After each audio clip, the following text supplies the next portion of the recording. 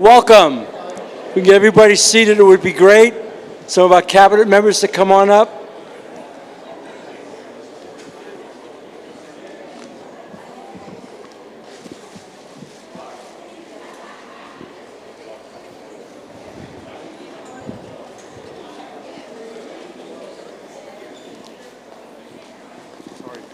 That's okay.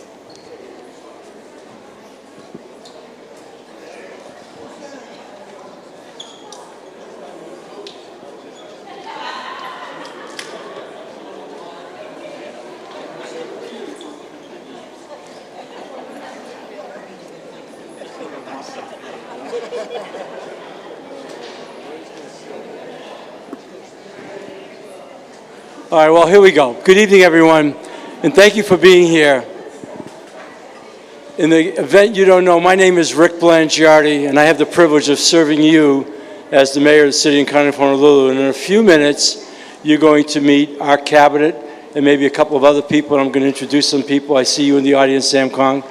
But first of all, I really, very sincerely want to welcome to you to what is our 11th town hall meeting. We've been doing it for more than 2.5 months. This is our final one. We've learned so much in the 10 that we have done because primarily, first and foremost, we're here to listen to you and to try to answer your questions.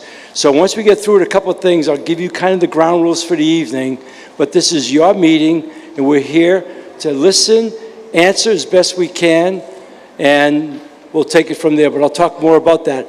In each of our meetings, we've always started off with a poulet, and tonight we're really fortunate to have Gino Dayton, who is the paddling coach at Radford High School. Gino's right here, who's going to kick it off with a poulet. Gino, it's all yours.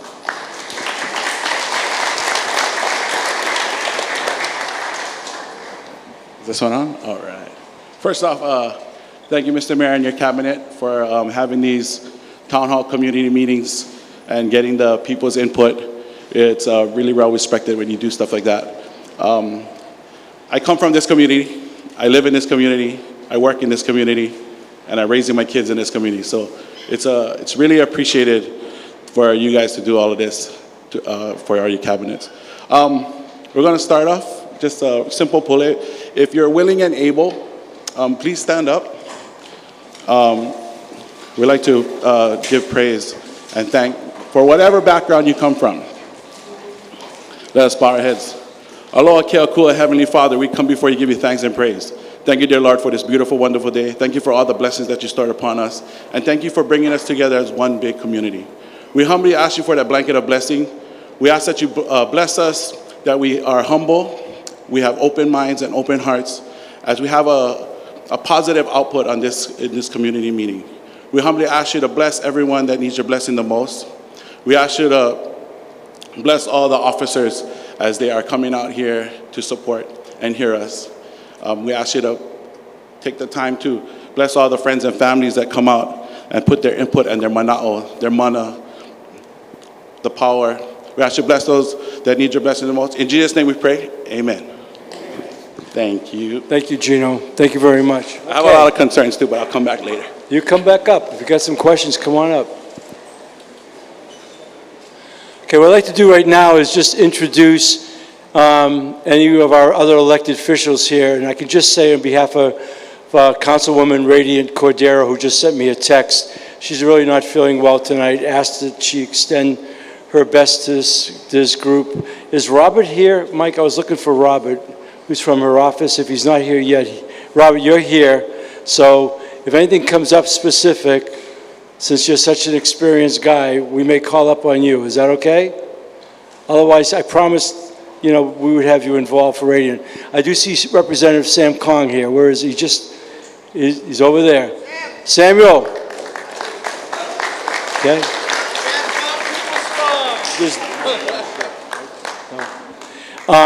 There is no one here right now, no one else here. From Val Okimoto. Oh, and Val Okimoto is writing saying she's not going to make it either. At the neighborhood board meeting. She's at the neighborhood board meeting. Okay, so both of our council members are not here. But as you'll see when we get going here tonight, we're here to answer your questions. So to take nothing away from them, but we bring our cabinet to show respect to the communities. This is unprecedented. We bring the expertise, and we bring the men and women who will follow up with you, because we already can anticipate that some of the things that you're going to ask and want to talk about can't be done tonight at a microphone. But I can promise you, and you can talk to people who've been to other town hall meetings, our follow-up has been very, very good at helping make things happen. In fact, we're actually keeping track of how many questions we've been asked, and then not just the answers we gave, but the actions that we were able to take as a result of that. We wanted this to be a very worthwhile experience. Our goal tonight is when you leave here we're going to end the meeting right at 8 o'clock, just so you know. We start on time, we end on time. We stick around afterwards, we don't run out the door. And if you have any questions at that point, you could maybe get to somebody. But our intention is to make this 2 hours very worthwhile for you. I can tell you on behalf of our team, whom you're about to meet, has been very, very worthwhile for us. So without any further ado, what I'd like to do is have them introduce themselves. And we're going to get on and listen. Warren, I'm going to start with you tonight, okay? We'll just pass on the microphone. Thank you, Mr. Mayor. My name is Warren Mamizuka. I'm the Acting Director for the Department of Facility Maintenance. Our department actually takes care of all the streams, sidewalks, potholes, street lights, and custodial services for municipal buildings, and also the repair and maintenance of fire stations, police stations, all the holleys, and we also repair and service all the city vehicles except for police and fire. Thank you. Aloha everyone, Makanani Salah for the Office of Culture and the Arts. Proud graduate of Gus Webling Elementary. My parents are Aiea Na'ali'i, so we're happy to be here back in this community. Aloha, my name is Stephen Courtney. I'm the Deputy Director for the Department of Information Technology. We're the department that provides the computing, the data storage, network, and communications so that all these departments can do their jobs for the city. We also provide applications both internally within the departments as well as externally to the public. Applications like driver's license, motor vehicle registration, as well as Honolulu 311. Mahalo. Good evening, everyone. I'm Erwin Kawata. I'm the Deputy Manager at the Board of Water Supply. Good evening, Tracy Kubota, Deputy Director, Department of Enterprise Services. We have the Waikiki Shell and Blaisdell, Honolulu Zoo, and our municipal golf courses. Aiea High School graduate, just like Makanani, same thing, Gus Webling Elementary. Thanks for being here. Hi, my name is Jennifer Walter. I'm the Deputy Director at the Department of Emergency Management, and we coordinate the city's preparedness, response, and recovery to major emergencies and disasters. Good evening, everyone. My name is Kat Tashner. I am the Director Designate for the Department of Land Management. We protect, develop, and manage the city's land. Thank you for having us tonight. Aloha and good evening. My name is Denise Isari Matsubara. I just joined the mayor and his team about 2 months ago, and I'm the director for the Office of Housing. Thank you so much for having us this evening. Good evening. My name is Haku Millis. I'm the director for the Department of Design and Construction. We implement the city's capital improvement program, which means we do the bigger projects taking care of the city's infrastructure and facilities. I'm also the mayor's rep for the Aiea Neighborhood Board, so very happy to be here, and thank you all for being here. Aloha, good evening. My name is Matt Gonzer, and I serve as the Executive Director for the Mayor's Office of Climate Change, Sustainability, and Resiliency, and we help to coordinate actions and policies and programs to cut emissions, save money at the city, improve efficiency, and prepare communities for climate change impacts. Aloha, my name is Jiro Sumada. I'm the Deputy Director for the Department of Planning and Permitting. Aloha, Joe Logan, Honolulu Police Chief. You might have seen me on television once or twice. Also, Representative Kong said I could get donuts tonight. I don't see any donuts, so I'll check you out later. Greatly appreciate that, but proud to be the police chief of all the men and women that serve in the Honolulu Police Department.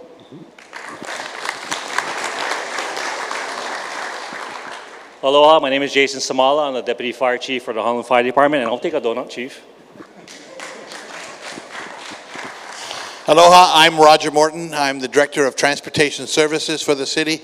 We are the transportation agency. We're responsible for streets, traffic engineering, traffic signals, complete streets, safe streets, bike paths, the bus, handy van, and oh yeah, that rail system over there.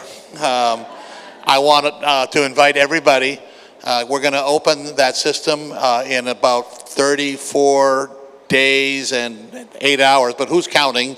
It's going to be free on the 30th for everybody who wants to ride. It's going to be from 2 until 5, and then the next 4 days are going to be free. All I'm advising everybody is if you want to ride on the 4th of July weekend, get your holo card now, because you have to have a holo card. We're not going to try to take anything off it. It's going to be free, but I just advise you, get it before you get to the station. Mahalo. Hi, everyone. I'm Bugs Baguio, Assistant Director of Human Resources. Like with every other employer in the state and the country, we need workers. If you're very interested in working with any of us, see any of my colleagues here, or go to the desk out there with Andrew or that gentleman officer, and feel free, and we'll be happy to talk with all of you. Thank you. Hi, good evening. My name is Derek Maeshura. I'm the Deputy Director for the Department of Customer Services. Our department is in charge of driver's license, motor vehicle registration, satellite city halls, and we have a public communications team as well. Thank you. Good evening, everyone. My name is Roger Babcock. I'm Director of the Department of Environmental Services. We take care of wastewater and refuse. Thanks. Good evening, everyone. My name is Mike Formby, and I'm the Managing Director. So I work very closely with the Mayor and all of our cabinet directors and deputies. Good evening. My name's Anton Krucky. I'm the Director of the Department of Community Services. So we do human services for the city. We do workforce development. We do all the Section 8 vouchers. We do rehab loans, down payment loans. We do the grants and aid program for the service providers. We also acquire properties to be used with service providers. We do direct housing with surrounded services, all of those activities that are human services. Hi, good evening. My name is Ian Santi. I'm the Deputy Director of the Honolulu Emergency Services Department. Our department of the ambulances, the lifeguards, our city's health services, and our community outreach core program. Hi, my name is Jim Ireland. I'm the Director of the Honolulu Emergency Services. What he just said. Thank you. Aloha. Hi, my name is Amy Asobai, and I'm the Executive Director of the City's Office of Economic Revitalization. Thanks for having us. Aloha. Good evening, everyone. Thank you for having us here tonight. My name is Laura Thielen. I'm the Director of the City and County Department of Parks and Recreation. We manage the city parks, the botanical gardens, beach rights-of-ways, and the about 250,000 street trees. Aloha kākou. I'm Sam Moku, Chief of Staff for Mayor Blangiardi. Aloha, everybody. I'm Dawn Apuna, Director of DPP. I've been a resident of Pearl City for the last 13 years, and my kids attended Pearl City Highlands Elementary. Thank you for being here. Aloha, my name is Lloyd Yoninaka. I am the Executive Secretary for the Neighborhood Commission, and we oversee the neighborhood boards. Do we have any board members here tonight? All right. Thank you for coming, and thank you for serving on the board.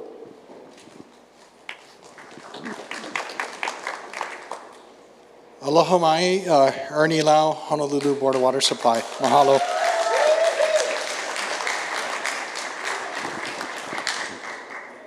Good evening, aloha. My name is Andy Kawano, Director of Budget and Fiscal Services. We oversee the budget process, real property taxes, treasury, accounting, and so on. Thank you. Look forward to meeting you.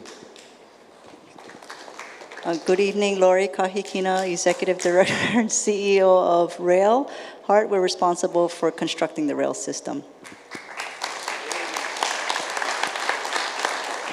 Thank you, Lori. We have a couple of other people in the room here. Our Director of Communications, Scott Humber, sitting over here. Ian Shoring, Deputy Director of Communications, Brandy Heeger back there, who is videotaping. We record this meeting mostly so we can do the proper follow-up. Just want to put you at ease about that, and it allows us. So a few ground rules, okay? And nothing that's onerous at all. One of the things that we've taken some pride on is that you can come here tonight and ask us anything. That said, just know that you may not like the answer you get because we're here to be truthful, but we're certainly not going to duck any questions. And if there's something we can't handle here, but we think we might be able to, that's where the follow-up will take place. Second, I ask you to be civil. You know, with all due respect, I know I've been to some neighborhood board meetings and they get a little bit rowdy, but that's not what this is about tonight. We want to maximize our time together to answer as many questions as possible. So to that end, I'm going to encourage you not to form a line. We will not leave here until we've answered your questions tonight, but maybe one person at a time. And it's worked in a bunch of places. Some places, people have insisted on forming this long line. And I don't know why you want to wait in a line. You could just sit there. We'll give you plenty of courtesy to come up and be next to ask your question.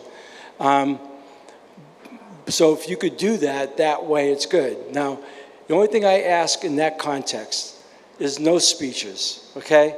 You know, we want to answer questions. You can give us some background, a little bit, but as the moderator, I reserve the right, and I promise you I'll be kind and professional to ask you to get to the question if you start to get a bit long-winded, okay? Because we've learned this through the experience that we've had over the last 2.5 months. All right, so we mean that in a very friendly way, but really be prepared to ask your question so we can get into it. I'm going to ask that you do one question at a time. A couple of you already come up to me and said, I got 3 or 4 questions. We'll try to work through that circuit, but just one question at a time. And then I think, you know, the last thing I just might ask you is to have at it, you know. This is a very special time. I have great confidence in these men and women and their ability to not only deliver our core city services in their respective areas, but especially in situations like this, where it gets all of us in touch with the stuff that's of interest to you, the issues here. And we really want to come away with, you know, I don't want anybody to hold back, okay? And as I said, if we can answer it, we will. That said, let's go. Who wants to go first? All right, here we go. Now, yeah. There you Thank go. you, Mayor Blangiardi. You're welcome. Your staff, your department heads, is what I call an up and down organization. Okay, And up you and have to- down- what's your name, sir? My name is Cruz Vina from Pro City. Okay, that's the one thing I forgot to ask. If you could just identify yourself, that would be good, because if you're on some kind of most wanted list or whatever, Chief Logan's going to have you taken out. So, but we feel that you're pretty good. Okay. What I go ahead. meant by an up and down organization is when you ask a question, you get this. Well, that's what we're not here to do, and I think I said it twice tonight in the introduction. We're not a side-to-side organization here. Yeah. Okay. Good.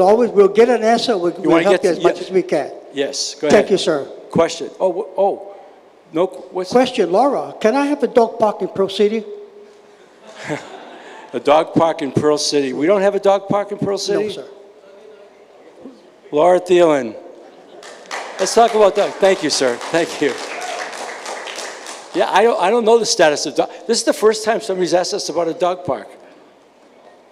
We will look into it. We've been building some new dog parks recently. We got a new contract so that we can put up fencing. Our maintenance support services have been going out, replacing backstops. We've built 2 new dog parks, refinished some other ones, and so that's some things that we can do in-house. We have worked with your council member, Radiant Cordero. I think one of the parks is, I forget the name, but there is a new park going in her district, but we'll take a look at the Pearl City area and see if we need to put another one in. Okay, good. Sir. How you doing, Mayor? My name's Steve Wood. I'm chair of the Aiea Neighborhood Board, and I just... Hi, Steve. I actually have a request, but I also want to make a point of pointing out for your directors in terms of their responses to our needs on the board level.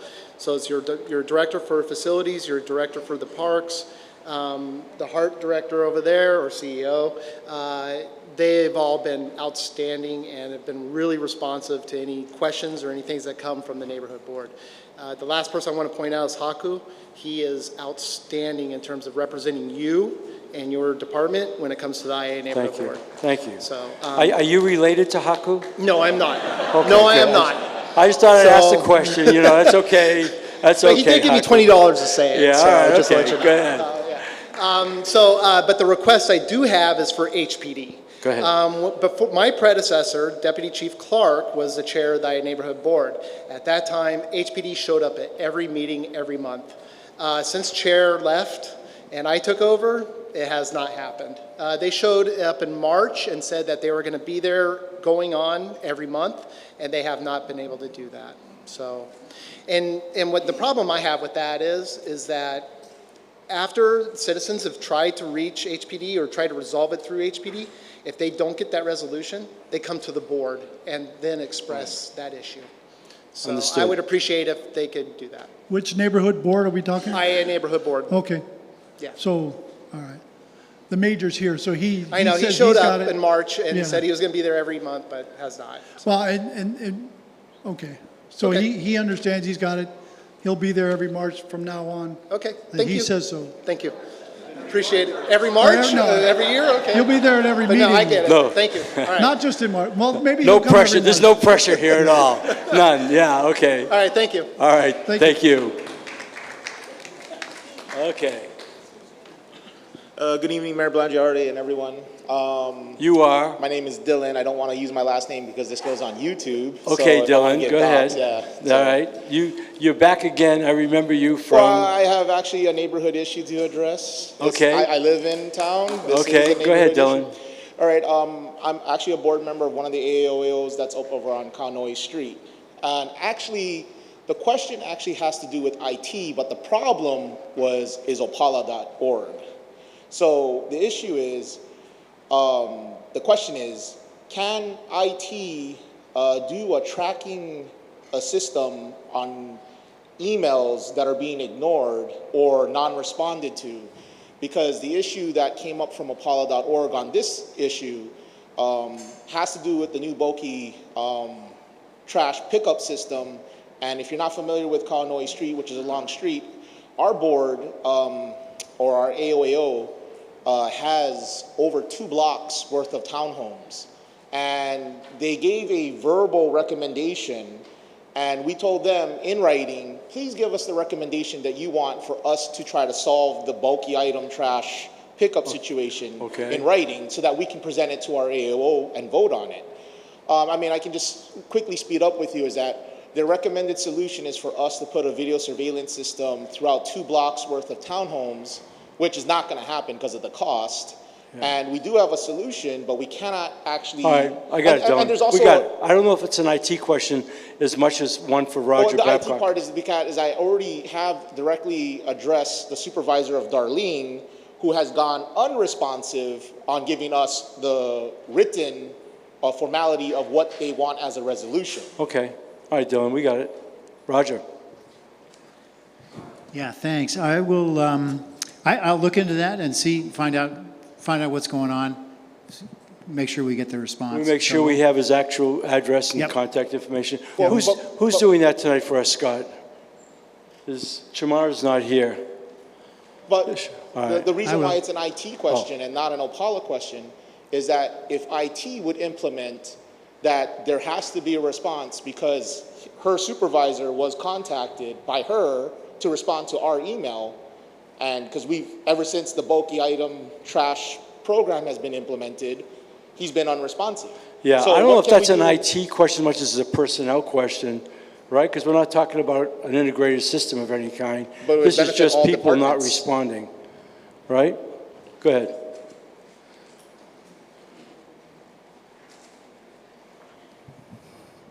I guess I'm trying to figure out in regards to you're not getting a response back from a particular department. Actually, a specific person in the department who, Yeah. because her name's Darlene. I don't know what her last name is right off the top of my head. She could only take it so far. We tried to come to an accepted stance in a sense. But she then said she's going to defer to her supervisor, who she did email, and he has not responded.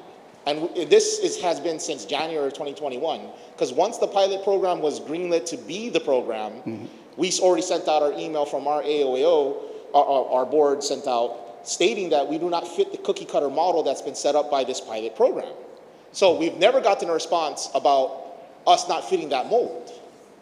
And so the issue is it still hasn't, so basically Darlene says, I'll tell my supervisor, he'll contact you. And that never happened.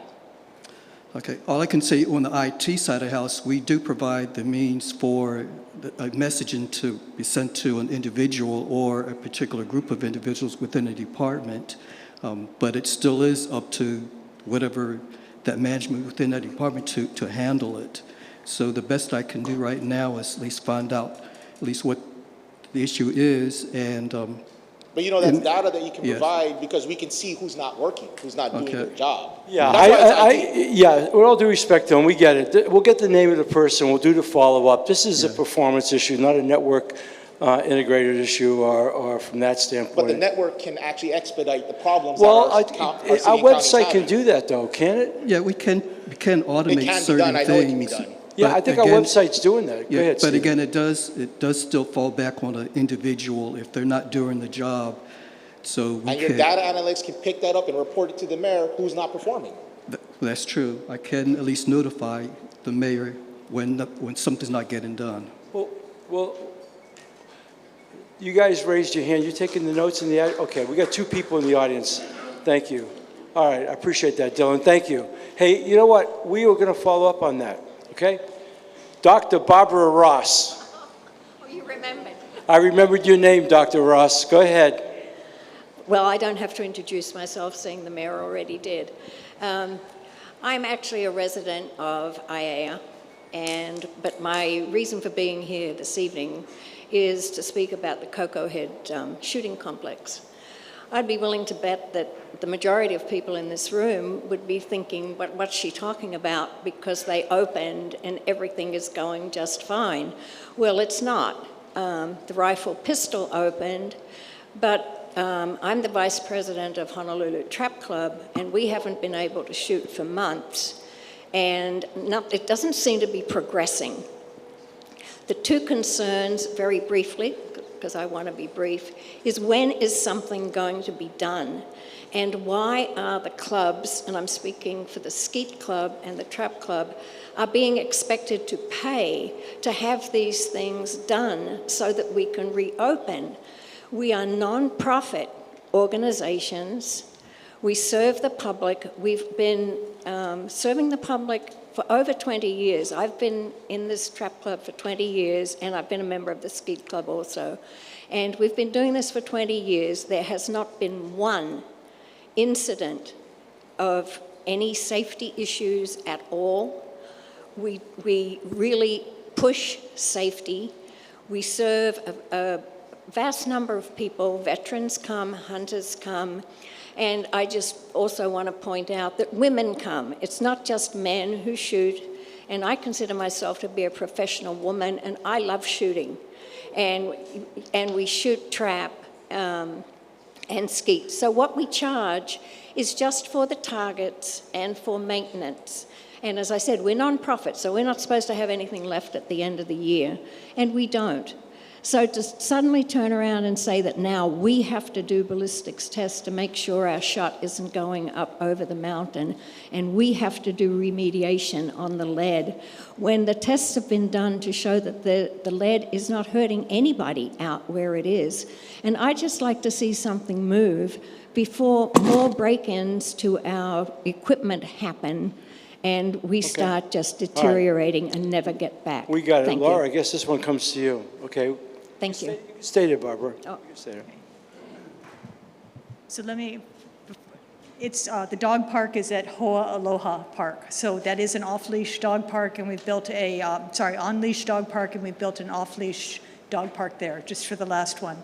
For the skeet and trap, as folks know, the Cocoa Head shooting complex was closed down, and it had originally was going to be closed down for some repairs. Simultaneously, what we found out is some of our employees at the range did have lead in their blood. None of it was at the actionable level, but it was enough where we pulled them out and we brought in an expert to take a look at the range. This was long overdue. This was an expert who had come into Hawaii to look at the range back in 2001 when the city did an EIS for the Cocoa Head Shooting Complex and the district park. So he spent a couple days at the park going through a safety inspection and has given us a report. And we've been following that report and phasing in reopening stages of the range. HPD is taking responsibility for doing the physical improvements necessary to open their portion of the range. Department of Public Safety is taking responsibility to do the physical improvements to open the portion of the range that they worked on. The Parks Department prioritized the pistol and rifle ranges because those are open to the general public, and we manage those. We have two other small ranges, one for the skeet and trap, and one for the Silhouette Gun Club. And there's a gentleman here tonight who's with the Silhouette Gun Club. We didn't have the capacity to do all of the improvements that were needed, so we've met with both clubs and said if you folks want to expedite the reopening of those ranges, we would be happy to work with you, like we've worked with a number of community groups. The problem for the skeet and trap range is that the shot fall from the bullets, based just on the shot fall range areas under the national standards, may go beyond the crater. And so the expert in the report has said the city needs to bring in a ballistics expert to say whether the shot fall is safe. He is more concerned about one side of the skeet range, especially as there's more people that are hiking these days, that there are people that are up on the upper portions of that crater and the crater walls are lower. So for safety reasons, now that we have this report, we do have to take that additional step before we can reopen that area. The other change that he said is that even though people have been using lead for the skeet and trap, under the US EPA regulations, we are not allowed to operate a range unless there is a lead reclamation program in place. And because that skeet and trap bullets are hitting the side of the crater wall where we can't go in and reclaim that lead, we would have to switch the shot over to steel shot, which is utilized in a number of other shooting ranges as well. So we understand that people are not happy because they've been operating and shooting at these ranges under certain conditions for many years, but a lot of the work that was done here was long overdue. We've made a lot of physical improvements to the area. We are trying to fill a couple of our full-time range positions so we can reopen the hours and expand them more, and we'll continue to work with the two clubs for the areas, on the improvements that need to be done there so that we can reopen them as well. With all due respect, I've heard all of what you've said before, and the shot fall issue... Yeah, well, who did you hear it from, Barbara? Excuse me? Who did you hear that from? Because what Laura just said is what we've done recently. We had a meeting. We had a meeting... How long ago? 3-4 months ago. It was after the report came out. Okay. All right. And for example, the ballistics report. I mean, it's been 3-4 months since we had that meeting and nothing has been done about it.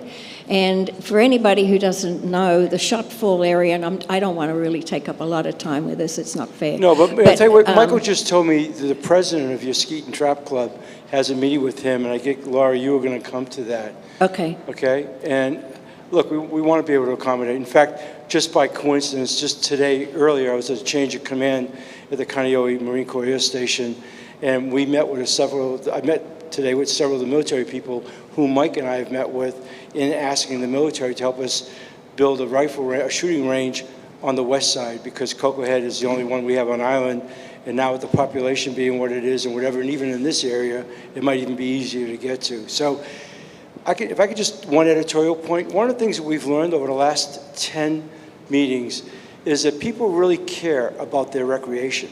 You know, everything has come up. In fact, the night that you were at Kalani High School, the whole Cocoa Head shooting was a big issue.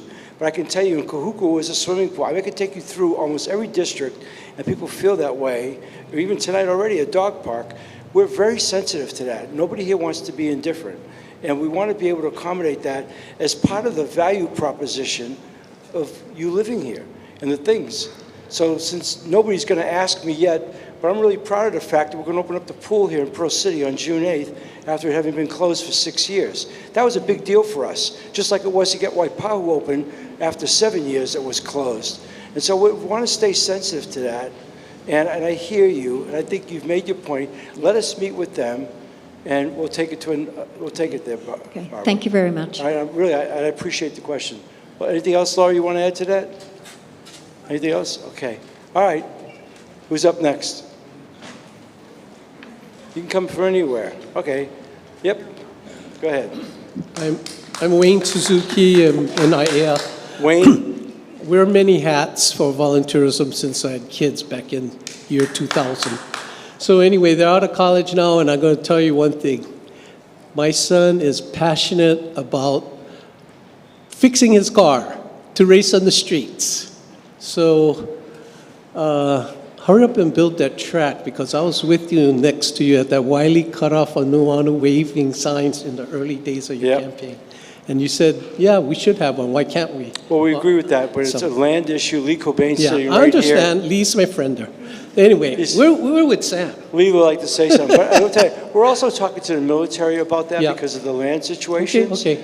No, you don't have to say. I know the whole story. I just want everybody to hear this. Yeah, no, we hear you. Look, we'd rather have kids racing on a track than we do it on the streets for all kinds of reasons.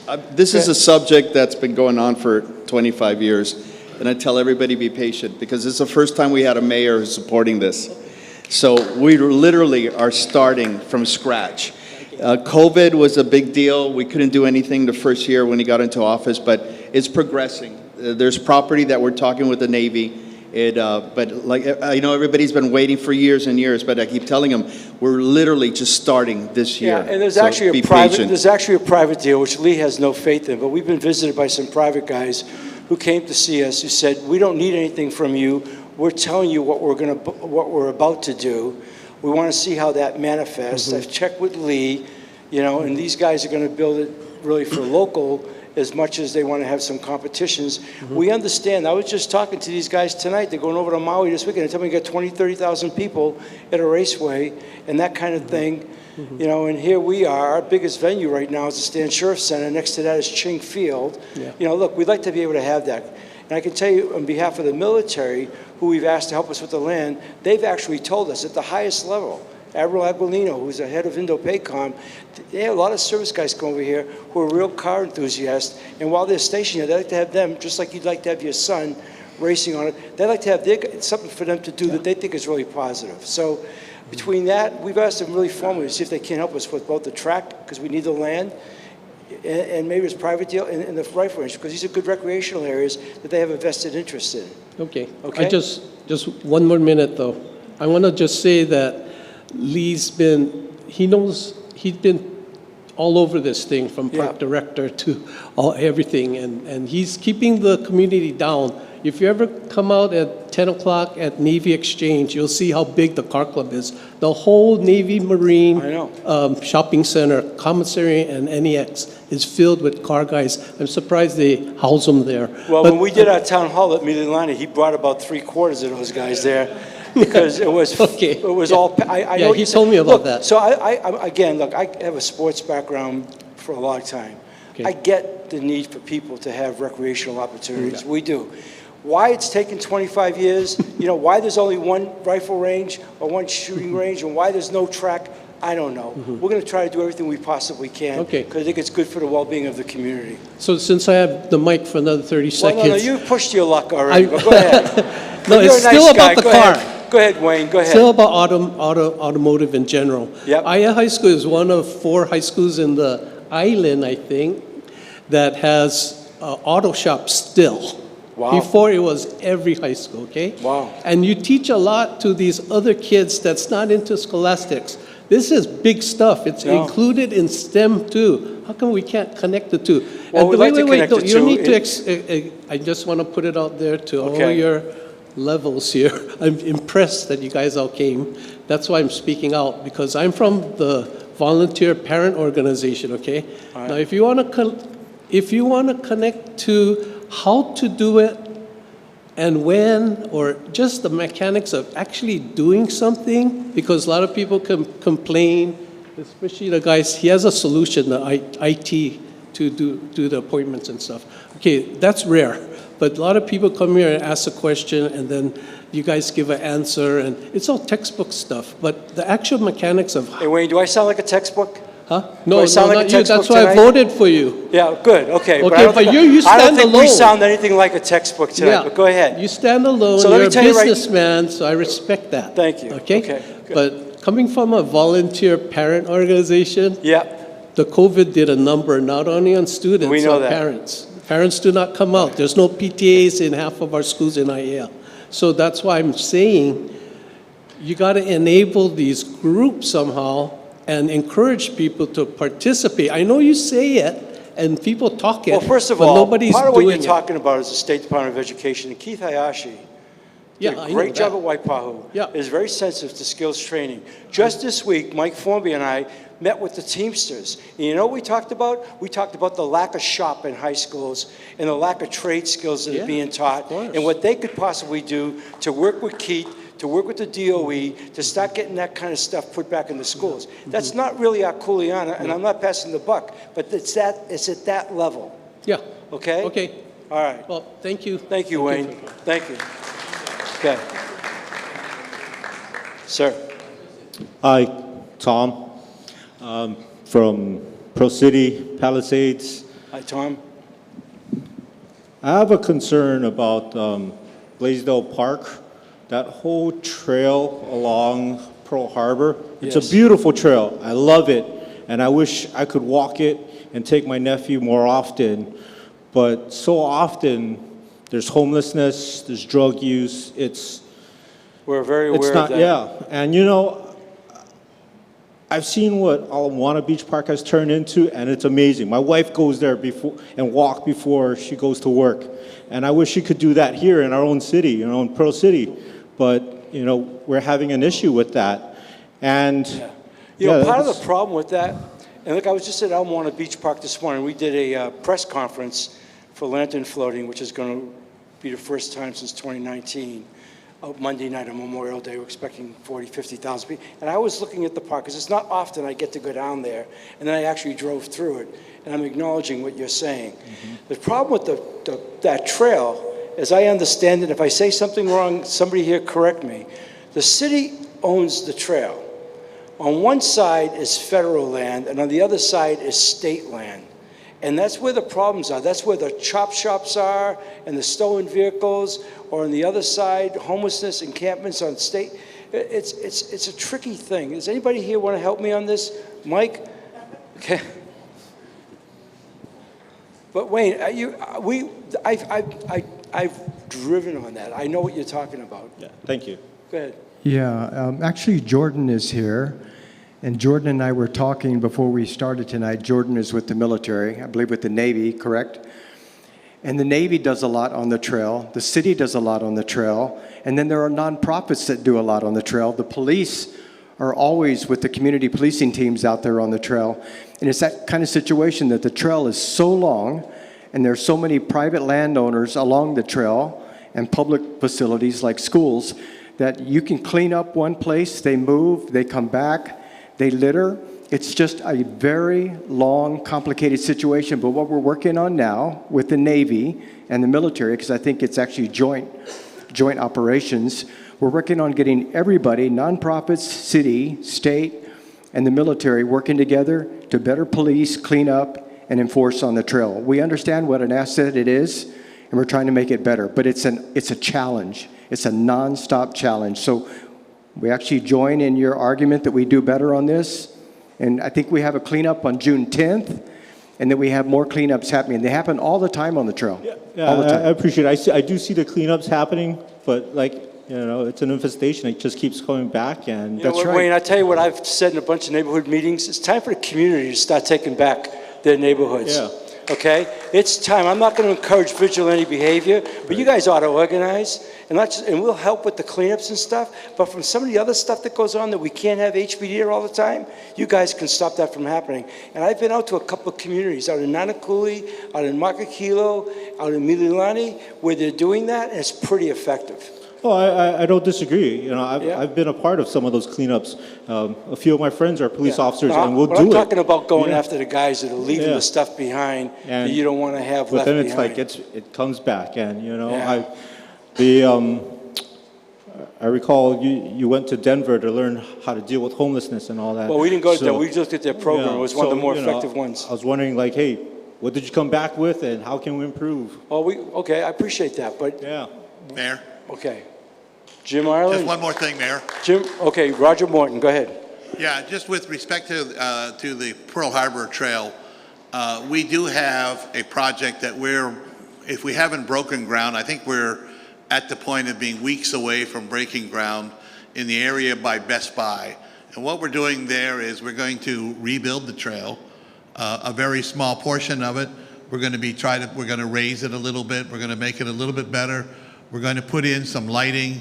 We're going to do it. But beyond that, we also have another project that we are partnering with the state where we are going to look at all of our what we call our South Shore bike paths, all the way from Nanakuli all the way to UH Manoa. That's 30-something miles or 42 miles, I think. That's a heavy lift to do that. State has about half of that right-of-way. City has about the other half.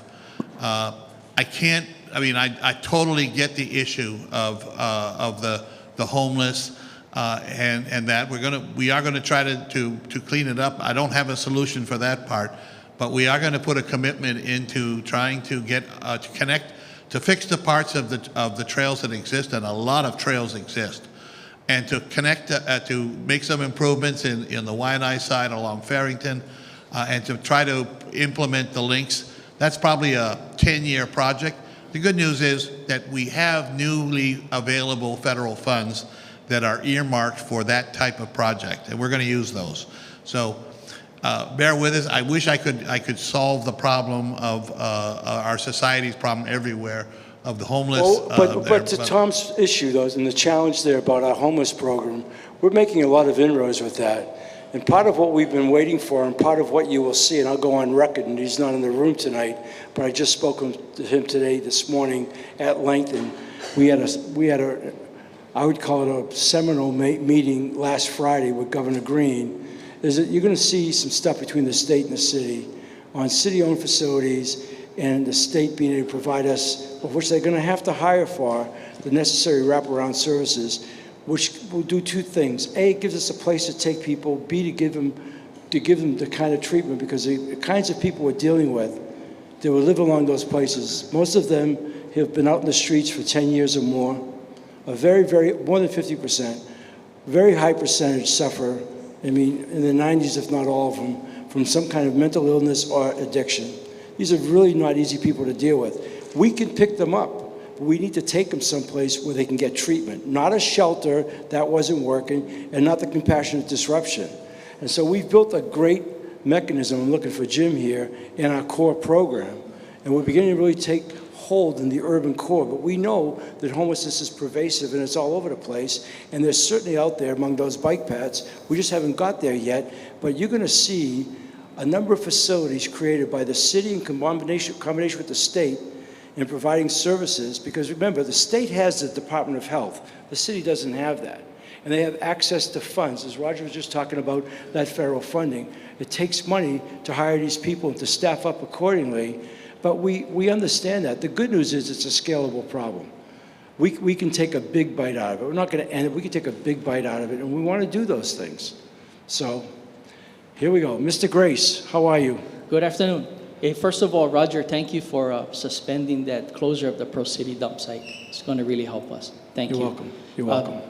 Tonight, Mr. Mayor, I chose this meeting to talk about this one issue about the move over law as tow truck operators, because this is a hub for us where it's one of the worst areas because of freeway curves and the closed shoulders.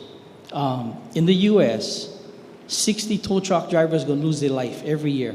That's for real. That's not bullcrap.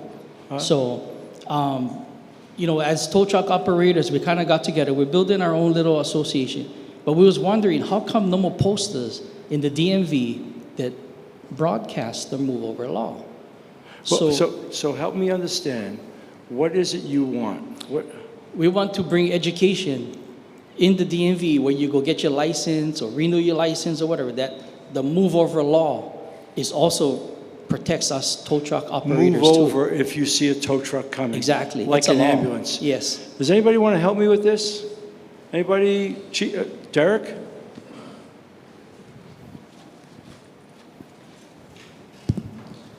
Hi, Derek Maishiro, Deputy Director for the Department of Customer Services. So if I understand your concern, you just want to educate the public Yes. about moving over? Any education is good at this point. We don't have enough education. I mean, the police and the fire department get the respect, but a lot of people don't know that tow truck operators fall under that bracket. Mhm. And, you know, now that they paved the freeway, you can do double the speed and no bumps. Okay. You know, so it's kind of scary for us. So our department does have a communication division, so we can get out some of that word through social media and other. We also do that too, but we were just wondering, you're at the DMV getting your license for the first time, because it's not even mentioned in the driver's book. It has for the tow truck, emergency vehicles, first responders.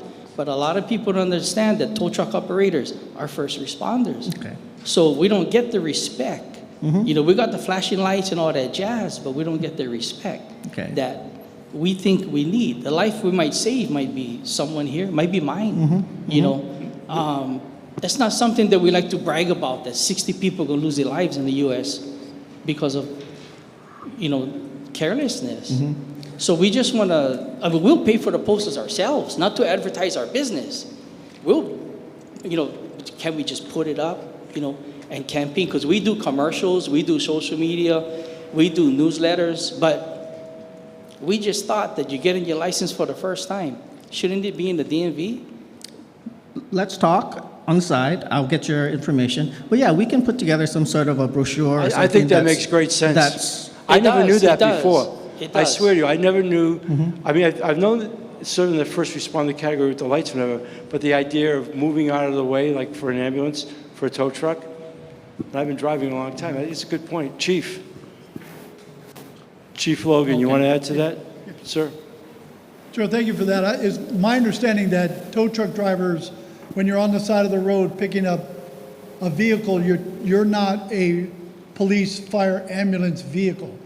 I'm not doubting the fact that you are very important at helping us keep traffic moving on the highway, so we greatly appreciate all of that. But in the definition of the way the law is written now, it doesn't apply to you. And how do we change the law to get it applied to you, I think is more what you're asking. Individuals that are here tonight that can help you with that more so. But we can put it out on our social media to put out more about move over law, which we have been doing. You can see it on signs when you travel on the freeway from DOT asking people to move over. So you're absolutely right. And it's how do we prepare for or better get the word out that even a tow truck driver, if they're there on the side of the road moving somebody, you should move over a lane. Right now they don't have to, but it's a great idea to do that. So how do we do all of that? Right. You're spot on. We've been on traffic accidents hooking up cars. Yeah. And the guy bangs the cop's car. Yeah. You know what I mean? He's blocking for us. And I've got it's- many stories, yes, sir. Yeah. Absolutely. So we just, you know, and I chose this area because this area connects with all the freeways. And it's terrible right now. I mean, I like the road that's paved, but you can go twice as fast, you know, Okay. and no bumps. Yes, sir. Derek's going to follow up with you. I don't know why something like that, some question about tow trucks shouldn't be in a driver's manual. I mean, at the very least, even if we don't change the law, that makes a lot of sense. Anything would help. Okay. Anything would- great. one more thing, Mike. You said there's a cleanup for that trail on June what? Who's doing that cleanup? The city? Who's doing the cleanup? Anybody over there? As far as who? It's a city and county. He's going to ask Jordan, our Navy rep over here, who will attest to the fact that we've had serious discussions about not only a racetrack, but a shooting range. He would tell you that. Well, since we're asking for parks, can you give Lee his land, man, so we can get to racing? Yeah, I know. I hear you. Okay, all right. Thank you. Thank you. Thank you very much. All right. And by the way, congratulations. We've got through almost an hour, and you guys have adhered to the one person at a time. This is good. Thank you. Go ahead. Hello, my name is Sydney. I'm a 15-year-old who attends a public school, Moanalua High School. And I am a founder of a nonprofit organization called For Kids, by Kids, About Kids. And our mission is to help educate all the kids on Hawaii, including Native Hawaiian kids, about economical, political, cultural, and community development. And November of 2021 was my first inaugural event for my nonprofit. And to make the event a success, I tried to reach out to your offices via email, but I didn't get a response. And I also went in person to your office. I still didn't get a response.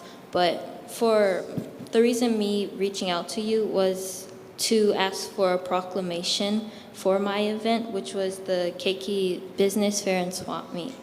Well, Sydney, first of all, congratulations for having that kind of initiative. Okay? And I really admire the fact that you want to do something at your age, and I don't mean this in a pejorative way, at 15, to help other kids like that. That's very cool. I feel very badly. I'm going to give you my business card, which has my personal cell phone on there, and you connect with me, and we'll take care of that if it's not too late to issue something. Anything we could do to help create some credibility, to maybe even expand participation, that would be really good. Good for you for doing that. Thank you. You know, normally we introduce a member of our youth commission, but tonight is the first time in 11 town halls, none of them showed up. Usually a couple of them do, and we have them speak. But we also set up a youth commission when we came into office, and we have people your age and up to just graduate from college. There's 9 of them. They are really tremendously talented people, and you should look at that too. And I'll be sure you get the information about that, because what we're looking for is to have young leaders who want to make a difference. Maybe one day are here, maybe one day they're here. Who knows where they might be? But we want to promote that with our young people. When I hear about somebody doing what you're doing on your own, that's tremendous. Thank you. Thank you. Okay.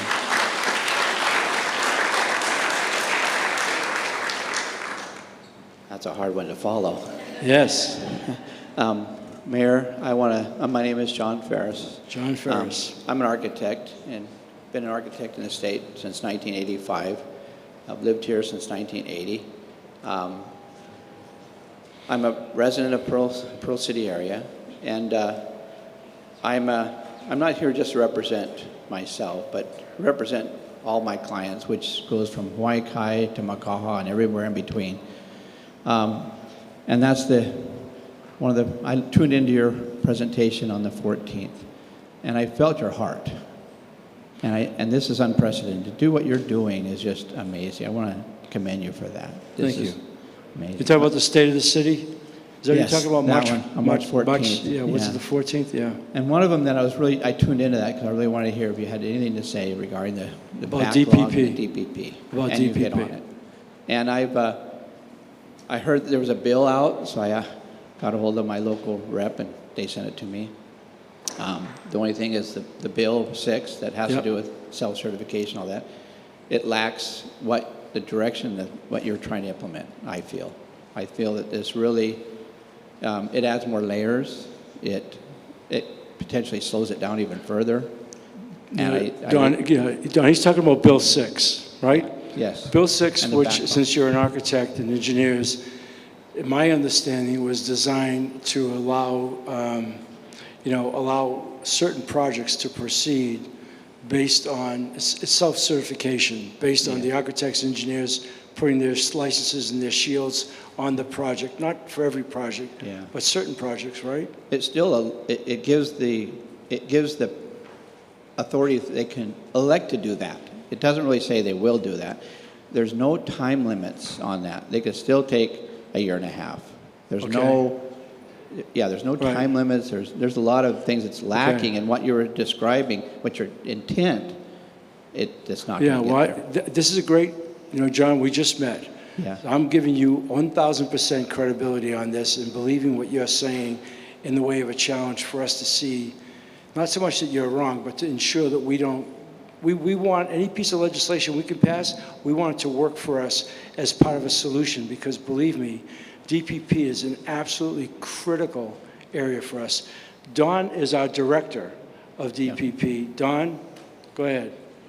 Yes, so the Bill 6, the self-certification, there are different steps that need to happen before we can offer it. The bill needs to be passed. We need to come up with administrative rules. But the end game is to allow this extra option for engineers and architects to self-certify their projects so they don't have to go through our process, while we're also trying to speed up our process as well.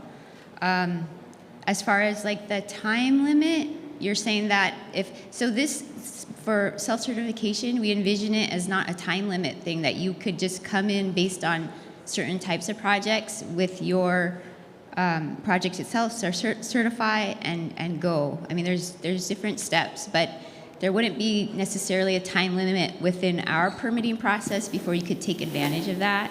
That's not how we envision it. We think that certain people that are qualified go through some training and they're willing to self-certify, they have the insurance, that they should be able to do that with their projects. The land use ordinance, when you rezone property, has a time frame. And I don't know why we couldn't do the same thing with the building department permitting, have a time frame established. And if that time frame is not met, then allow like they do in commercial projects, allow the building inspector to come and review the construction, while they take as long as they want, a year and a half, 2 years, or 3 years, to do the permit. Right. At least the construction can go forward, because it's affecting families, supply houses, contractors, it's affecting everybody. I've had a close friend of mine that working in this area, they pulled the whole crew out and shipped them to the mainland because they could not wait 8 months, even just for solar panels. Right. But I see that should happen, needs to happen to get this backlog undone. No, I agree. There's just different options that we're trying to work on. But again, the core issue is making sure that people can get their permits very quickly. So that's what we're focusing on. But there's other options like the self-certification. There's other time limits in our ordinances, right? The 60 one-time review for single family. We have special assignment inspections too for commercial, right, where they can go. Right. So, and I think they're looking at SAIs for residential as well. There's a bill out there. So all these different options are out there, but again, we're open to looking at so that people can kind of get through the process. But again, the main process, we're working towards making sure that people get their permits timely, within 2 or 3 months, so that we don't have to worry about all these other avenues. Yeah, that's what it used to be, 2 to 3 months. But Yeah, we'll get there in time. I mean, we have to change our processes. We need more people. We need to change our technology, like basic, fundamental, the department, we're doing a whole overhaul. And when that's complete, or when we get closer to that, you'll see the permits will come out a lot faster. Well, and we're also doing a lot of outreach with professional organizations like BIA and the solar industry. Right. Last year we did 17,460 permits, and 60% of those were solar, since you brought up the solar. And in working with the solar industry, and I think between what we've got going on with technology and the Solar App Plus, I think we're right on the threshold of really having that happen a lot more efficient. That's going to reduce the backlog. That's more than half the permits. And look, I talked about that in the State of the City. Let me just recount that for you. When they consolidated departments in 1998 under Mayor Harris, there was supposed to be a one-stop permitting place. And they put the building department and the planning and permitting all together. It was supposed to work and it didn't work. It's just gotten progressively worse over the years. We're also looking at breaking up that department, okay? We have it in our budget. You know, we've been trying to hire people. It's a tough market. We've bought the technology. We're buying more technology. And the point I was going to bring up is that in 1998, the construction industry approved, we had 70,400, applications come in. We processed about 14,000, okay? That's the same number they did in 1998. The difference was that was worth about $760 million in construction value, and the 14,000 we did last year was over $2.6 billion. You know, in our economic recovery, post-COVID, and for the sake of thousands of people, businesses, families, everything, this department is going through the most radical transformation, if you will, and not making any excuses. We've come a long way in the 14 or so months we've been able to really work on this, because we've been in office for 28 months. I'm telling you, the first year plus was more than distracted with COVID. But I really have a lot of confidence in the road ahead. We know we have to do it. I can't tell you the sense of urgency we have about it, because we understand what is at stake. And we've heard every horror story you could imagine. But we're close to even letting some tenant improvements happen also without permitting. Is that not right? So that would be part of maybe the self-certification? Yeah. To focus on that type of permit. In other words, why should somebody who wants to do a bathroom remodel be in front of somebody who's trying to build a skyscraper or an apartment building and whatever? And that's the way it's been. It's been crazy. So. Yeah, and then there's Bill 56 is moving through that addresses some of the building permit exemptions. There's some fence exemptions that are put into that bill, so people won't have to come into for permits for smaller items like that.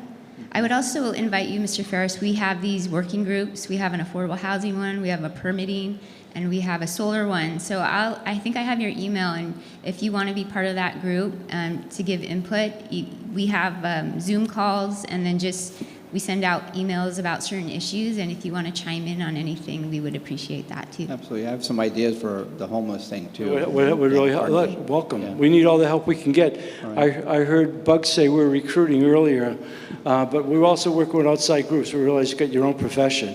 You know, you heard Chief Logan a few moments ago talk about changing a law.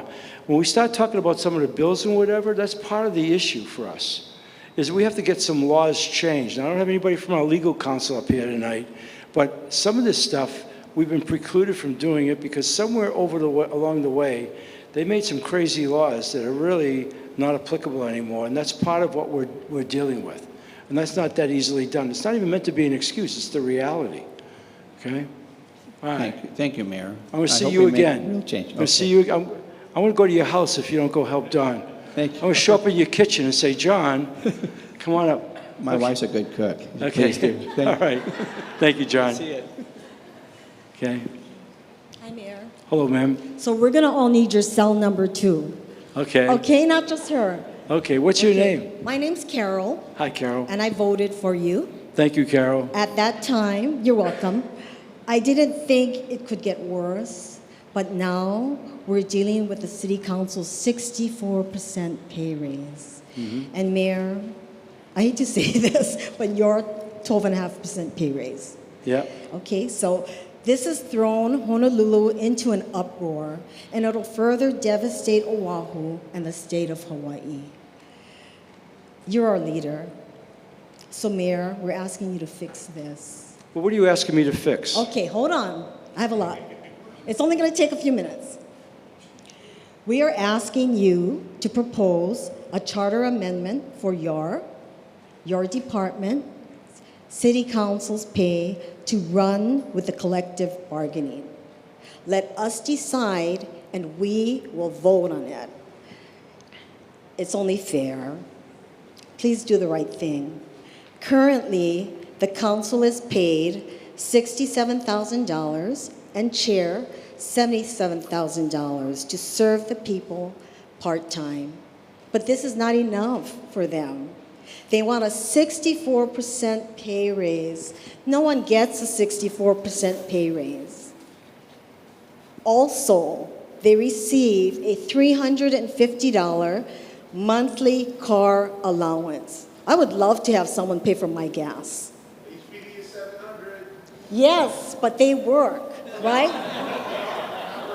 No, but they're driving around all day. All right, Carol, go ahead. I'm going to let No, you do. it's okay, Carol, I'm going to it's let you okay. do this, but I'm going to tell you right now, as far as the city council, it's a different branch of No, government. no, no, I know, but you're the mayor. It's a different branch of government No, of no, which no, I have no control over. Okay, we'll talk after. Let me talk. Okay, but I'm just 'Cause telling you. I worked really hard. Go ahead. I want to Go get ahead, my I'll let thoughts you go. out. Go ahead, Carol. It took a lot for me to Go come ahead. here.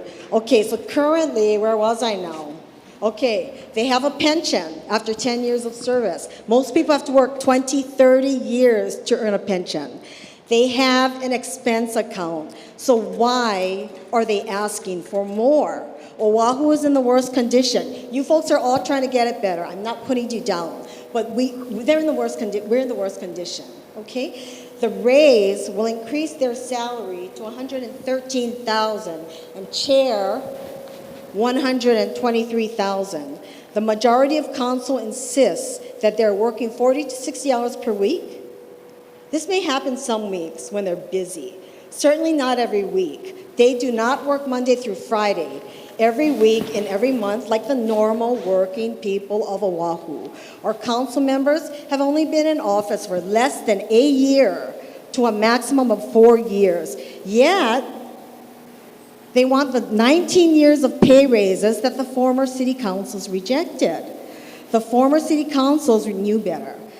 This new city council does not. So why don't they know better?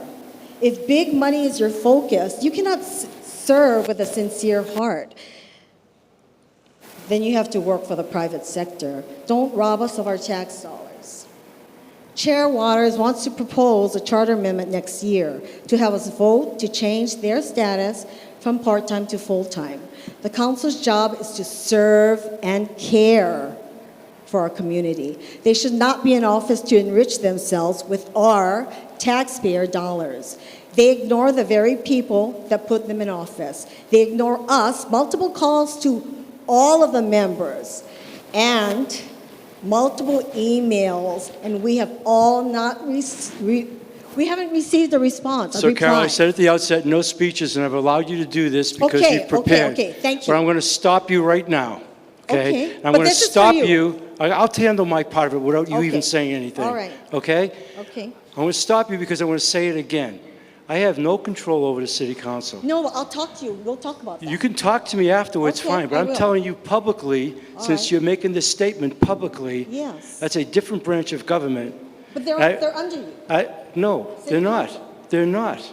It's a different branch of government.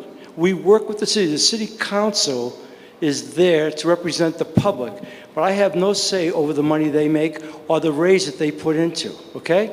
Now, if you'll sit down, let me finish before you even ask me about the team behind me and myself and the 12.5%. And let me first of all say, we've had 11 town hall meetings. This is the second time this issue has come up. It's never come up before, but I'm going to say it. I'm going to say it to you very clearly. Okay. In 2020, Mayor Caldwell waived any salary raise, understandably, for the cabinet and himself, because we're in the middle of COVID. Understood. I came in, and for the last 2 years, I've said no raises for anybody. No raises for the last 2 years. Okay? This time, the Salary Commission asked by charter if I was going to put forth a raise, and I said, yes, you should put forth a raise.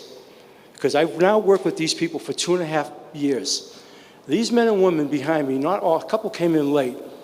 These people joined the city during November and December of 2020, when our city was at its worst hour. We've been closed down since March. There was no talk of vaccines. The future was more than dark. There wasn't any tourism. People were losing businesses. And these people came forward out of love of place. A number of them came from the private sector, took major pay cuts to join the city. Okay? And they did that. And for the last couple of years, they didn't get a raise, nor did that position move even from 2020. So this would have made the 4th year in a row of us saying, no, we don't deserve a raise. So I told the Salary Commission, without putting a number on the page, I'm going to recommend raises. They determined we'd get 12.5%. Okay. Since you brought up civil service, during the same period of time, the civil service wages went to 14.5%. They gave us 2 points lower, okay? Than what if we had been getting paid like all the other civil service workers during that time. I can tell you, there's nobody up there that came into this job for the money. There's nobody up there who ever came once to me and said, I need more money. I know. None of them. I'm looking at them now. All right, so I'm telling you, since you brought it up, the one thing I can't control is to represent my team. No, I understand that, Mayor. Why are you getting upset? Because we should be upset. You should be, and you are. But I'm telling you, this, you're not hearing me on. I see they work hard, Mayor. Okay, thank you. Okay, so no. I'm not done yet.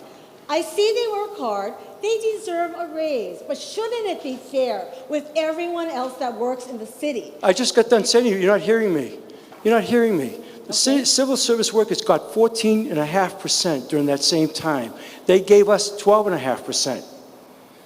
So we're actually behind. Darryl, keep your hand down. I'm just dealing with this, one person at a time. Okay?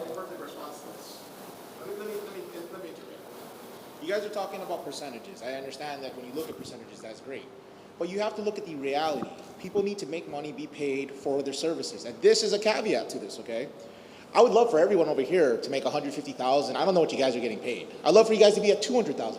In fact, you should be at $400,000. But the caveat to that is the results, okay? So you're complaining up about percentages. If you're complaining about their salaries, you should be complaining about what's getting done, not percentages. Yeah, well, thank you, Darryl. Look. Okay. Whatever. Look, I'm telling you, on my team, I get emotional about this since you brought them up, because this has happened in a very fair way. A very fair way. These are people too. But the city council, I'll tell you for the third time, I have nothing to do with that. You know the unfortunate thing about it is, that percentage of raise has raised the ire of people, because I read the articles and different things, and I hear you tonight, and it's totally confused the issue with these people here. And for that, I get upset about, okay? So I want to say one thing. Go ahead, and that's Okay, it. because I see they're a good group of people. You yourself said they didn't ask for the 12.5 raise. But Mayor, how about your 12.5 raise? Because that's going to make you higher than the governor. We don't do that in Hawaii. We don't do that. We respect. And we choose people over money. That's what I wanted to say. Okay, well, thank you. That's what we do, okay? Okay. So one more thing, because you said in your slogan, which I liked, and that's why I voted for you. Thank you. It's all about you. That's right. Is it really all about us? Yes, it is. Is it? Okay, so if it's true, will you choose us, the people of Oahu, over your pay raise? That's an unfair question, because you have no idea what goes into these jobs. None. Mayor, it's going to be capped. You have no ideas. I'm talking about mine.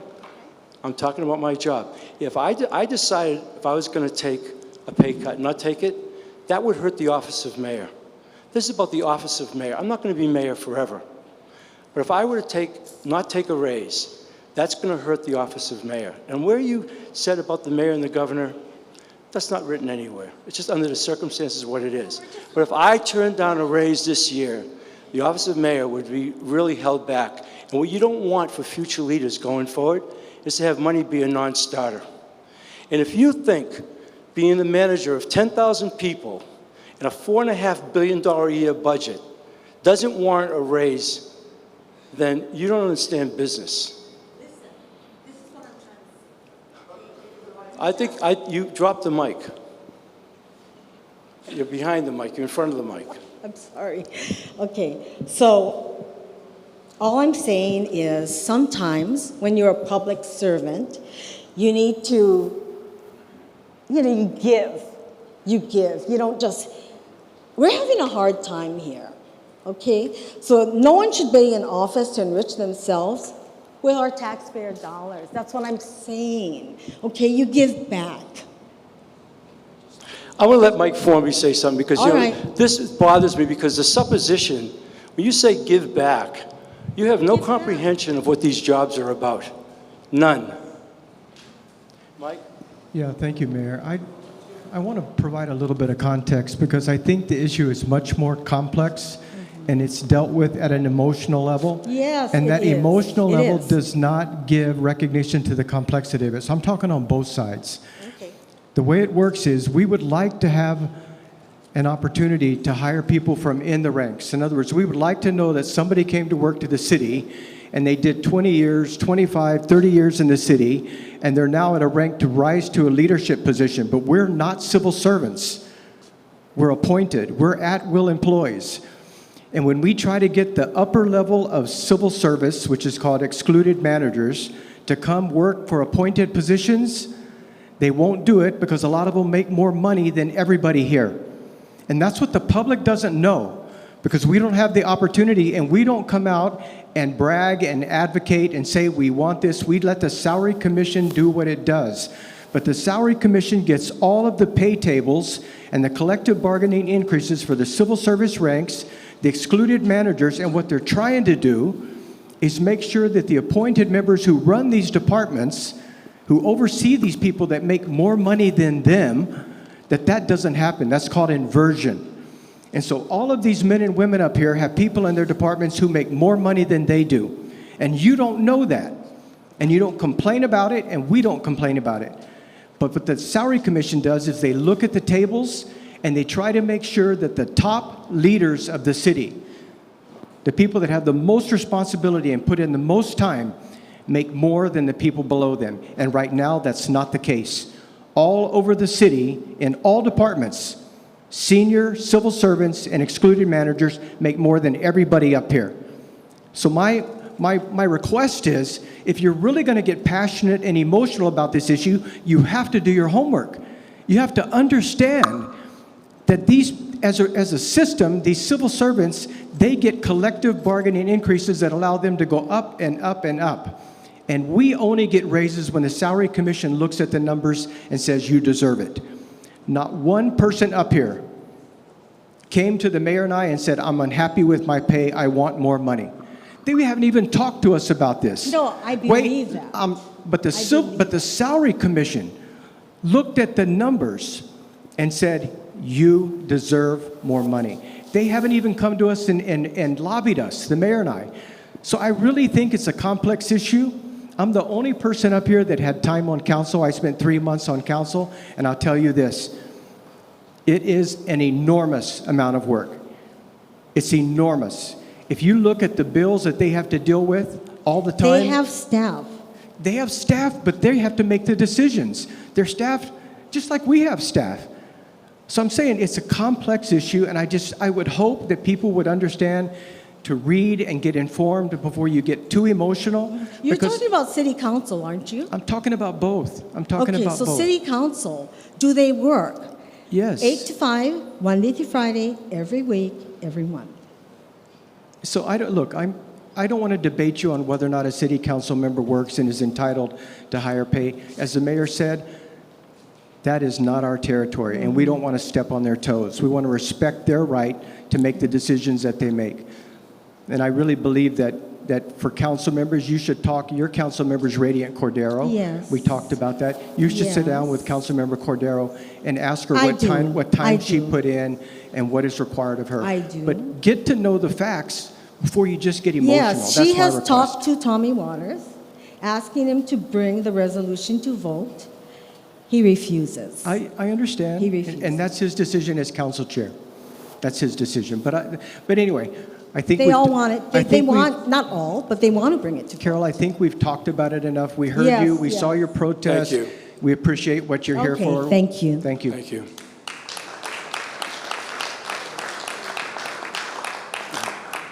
Sir. It's hard to beat. But I think she had a right to share her. I don't deny that. And if I'm, Carol, I get a little passionate about it because I care very much about these people. It wasn't directed to you so much. Okay? This is my team. It's my team, and I know how hard they work. But first and foremost, thank you, Mr. Mayor. Thank you, cabinet members. Thank you for all your hard works. 2 questions. I'm just doing a follow-up from the last time I mentioned it. The name is Taua Kolio. Howard. Taua, T-A-U-A. Taua, okay. So thank you for this opportunity.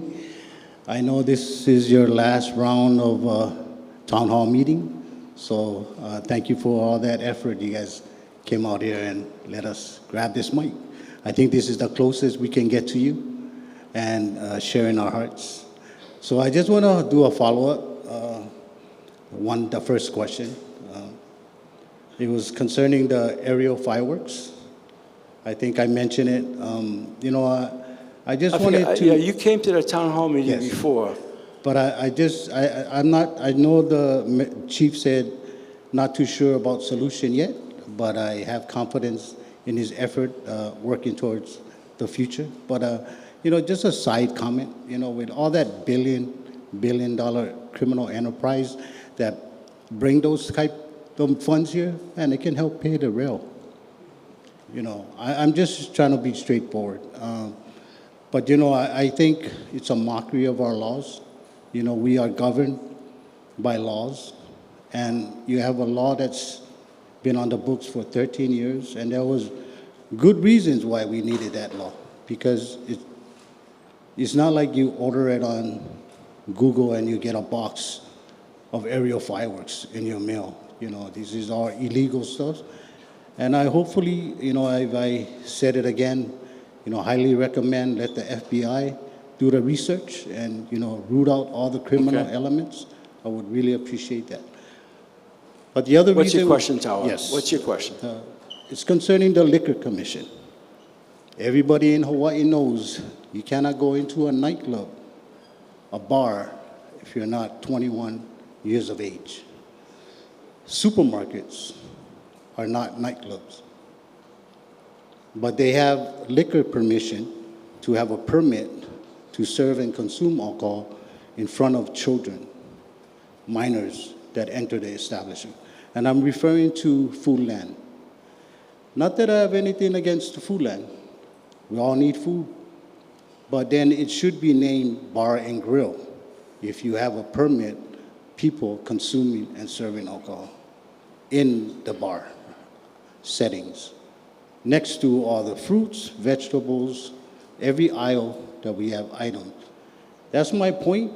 I just wanted, I went to the neighborhood board to bring my situation, but I want to really address the integrity of what the commission should be about and not being rewarding establishment that just because the greed of money, that's why they give them the permit. So I just wanted to restore that part, the integrity part of the Liquor Commission. If there's any way, anyone here, I was hoping to see, the prosecuting attorney person here, and also anyone that represents the Liquor Commission. Okay. But I'll be glad to have any information where we can. I'll tell you what, channel Tawa, we're going to get your information. It may not be relevant for everybody. I don't know the deal between Foodland and the restaurants that they have associated with the supermarket, and we'll find out about that. Okay. Yeah, it's my understanding Safeway, Time Supermarket are supermarkets, not nightclubs. There's bars upstairs of Ala Moana, like Mai Tai and Lucky Strike. No one is allowed into that bars. Okay. Because they're not 21. Okay. We'll find out about Appreciate that. it. Okay. Thank Thank you. you, Tawa. I'll Thank tag you. that one. Hi, my name is Makanani Sala. I actually represent the mayor on the Ala Moana Kaka'ako neighborhood board, and this is an issue that's been going on for more than a year. And so the Liquor Commission has weighed in, and there's actually 2 existing liquor licenses within Foodland. So while it is within the supermarket, there are actually leases, Hawaii Steaks, and I can't remember the other one. I'll get the information to you, but technically it's been found legal. So I would love to connect with you after and sort of explain the details to you. Yeah, I hope you guys are sensitive when it comes to minors and children. That's what I'm talking about. Your establishment starts from the glass doors. That's your property. Whatever you have in there, if you're serving alcohol, it's illegal. Appreciate it. Almost everybody up here is a parent. We're sensitive. I'm very sensitive because Parents and grandparents, I might I work say. with youth, and those are the kind of stuff I target my fights with in these communities. But we'll Thank you. follow up with you, Tawa. Thank you, Makanani. Barbara. Sorry. I'll introduce myself. Hi, I'm Barbara. I'm a proud graduate from Pearl City High School. I've been to several town hall meetings, and thanks for doing this again. The first meeting, and only because we're bringing it up that you talked about recreation, and yes, recreation here we're one of the healthiest states, if not the healthy state among the nation. So I'm bringing mine my request down a little bit, something more lighthearted. But we went to the Mililani and we asked for the skating rink. And I just want to say to the Steele, you guys, your Department of Parks and Rec was amazing, and they have fulfilled their requests. We just wanted to step it up a notch a little bit because I think there was a disconnect between the guys who requested it, the hockey players. So what we're asking is if we could have kind of like something modeled after Venice Beach, where they have a skate plaza, just a smooth, just like this, like a concrete slab, about 2 basketball courts in size at the Central Oahu Regional Park. That's all. Sorry, it's fast. I'm going to get out of here real quick. The last time Barbara showed up was in Mililani with about 10 young ladies and herself, all with their roller skates on, which was terrific. Yeah, and we did respond to the young people in Mililani. Yes, you guys Laura, is there anything you want to say about that? And Hawaii Kai. You guys did Hawaii Kai as well. That's so right. we're super, super grateful. I just wanted to reassure the public that they do their follow-ups. Yeah. Thank you. Yes, and we did open up Hawaii Kai, and they worked on the hours so we can complement each other. So that's been great. Central Oahu Regional Park has a master plan for building out. We are starting a project now because we lost one of the multi-purpose fields when the parking lot was put in. We're starting a project at the entryway to open up a new multi-purpose field. That's going to take some time to do the design because it's going to need a retaining wall to level things out. But we've also been working with the the advisory board for the park and the neighborhood board on putting some additional ideas in there for some improvements. There's not really the space for what you're talking about.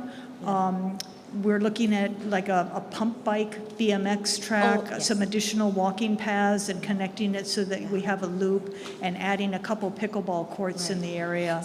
But there may be other parks that would be suitable for that type of improvement. Yes, please, because I mean, like basketball players have basketball courts, tennis court players have tennis courts, and now the pickleball players are going to get pickle courts. But you know what I mean. And then we got roller skating rinks at Hawaii Kai Mililani, but roller skaters don't have anything except for illegally going through the parking lots, and you know all of the park says no roller skating, no roller blading, no skateboarding and whatnot. So we just want kind of like racetracks. We just want a racetrack. You know what I mean? Same thing. Anyways. And one of the other things we're looking into, because we know that there's a lot of multiple uses and we have limited space in the parks. So are there multi-purpose types of tracks? So we get requests for skate parks, roller rink parks, pump bike tracks, and on the mainland they're starting to come up with some really interesting new designs that multiple users can use, including skaters, and that may be a more efficient use of limited space. Okay, awesome. Thank you so much. Yeah. Thank you. Bye. Hey, Barbara, I like roller skating. In this day and age that we live in, where kids are so preoccupied with digital technology, or if they're not doing that, they're on a motorized scooter or something, I just as soon see people be able to do something that's physical like that. I would come down the side of that. Yes, ma'am.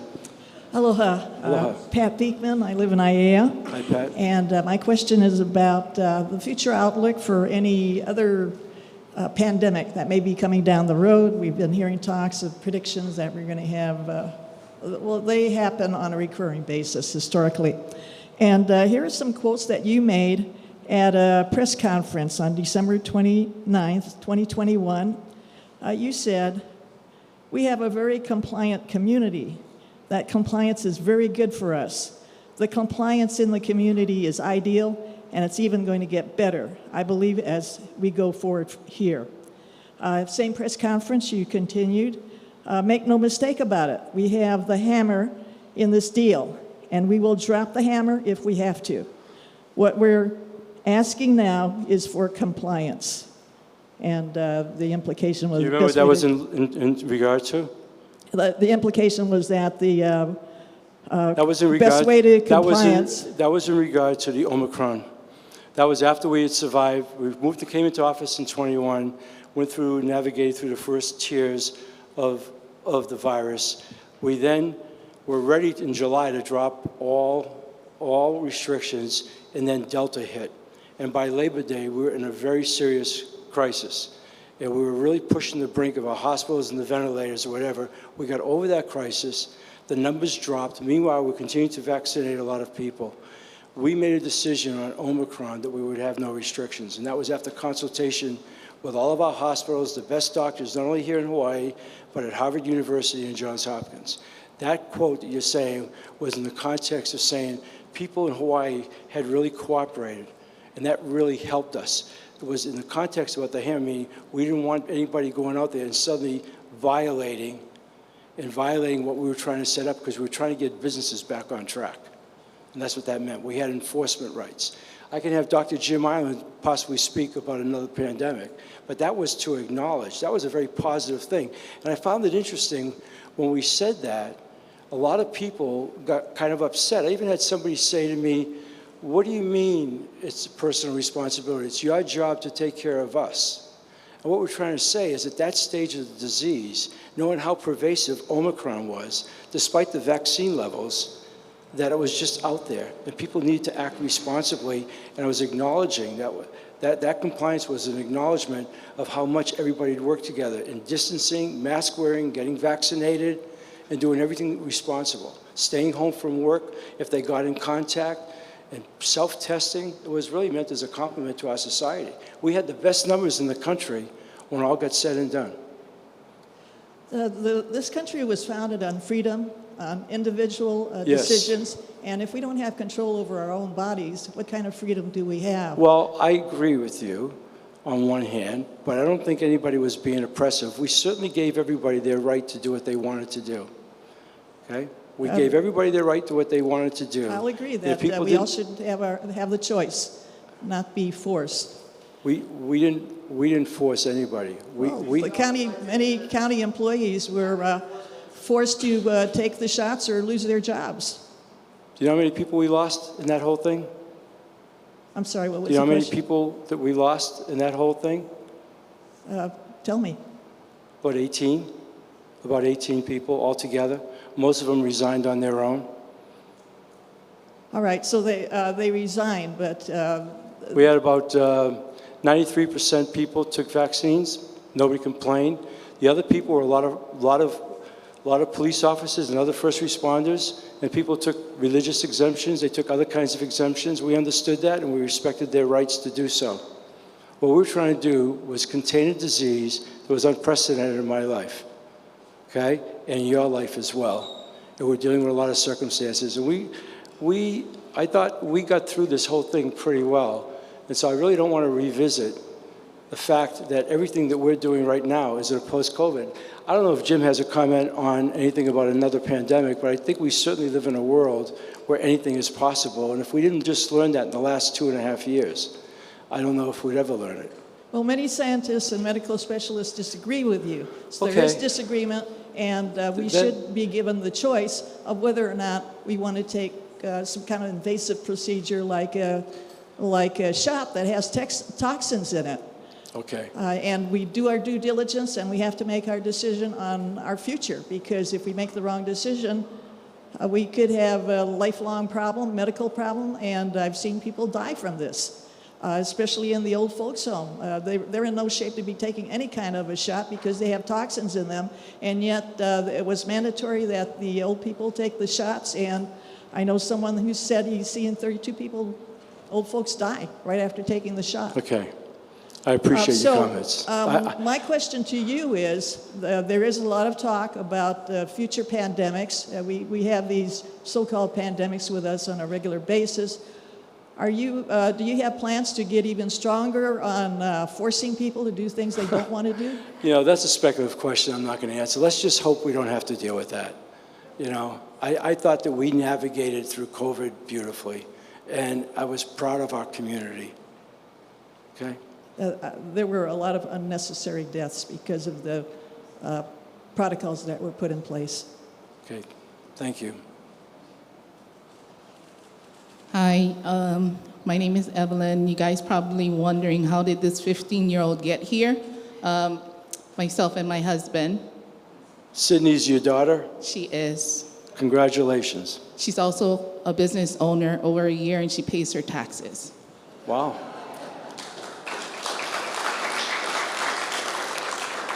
So I wanted to talk a little bit about the weed and seed in Chinatown. And when that took in effect, a lot of whatever was going on in Chinatown got pushed to my area. I was at the town hall last week, and I hear you mention to take back your community, so I'm very strong in doing so, taking back my community. So if I see someone, like I see down the corner of my block, this guy's taking out his transmission. Next day I come back, the transmission is on the ground. So I'll go up to him and he's like, because they know me, I always pick up your trash. Don't leave it there. So, oh, here comes the Queen of Kalihi, and I hear them and I say, I'm not the Queen of Kalihi. Then what are you, vigilante? And I tell them, no, I'm the vigilante, so pick up your trash. So what is your question? So I utilize 311 a lot. I heard a lot of my complaints on that was part of why Firestorm came about. So I want to say thank you to HPD in regards to that, because it takes a lot. The 311? And them doing that sweep. Okay. So below Nimitz, on my corner, I have Shopo is right there. 2 blocks, 2 houses away, chop shop, catalytic converters. Abandoned home, DPP, I call DPP, inspector doesn't want to do anything about it. So we take charge. My husband, my family, we go and clean up the house for the owner. On the other corner is a gambling room constantly, but they know that we are watching them. So I want to become part of the solution, not part of the complaining. So Evelyn, what is your question though? So I just wanted to put that out there, that I'm here to be a part of the solution. Thank you. And to applaud HPD for whatever you guys are doing. And all you guys are doing a wonderful job. Thank you. Okay. I told this man he could go next, Dylan.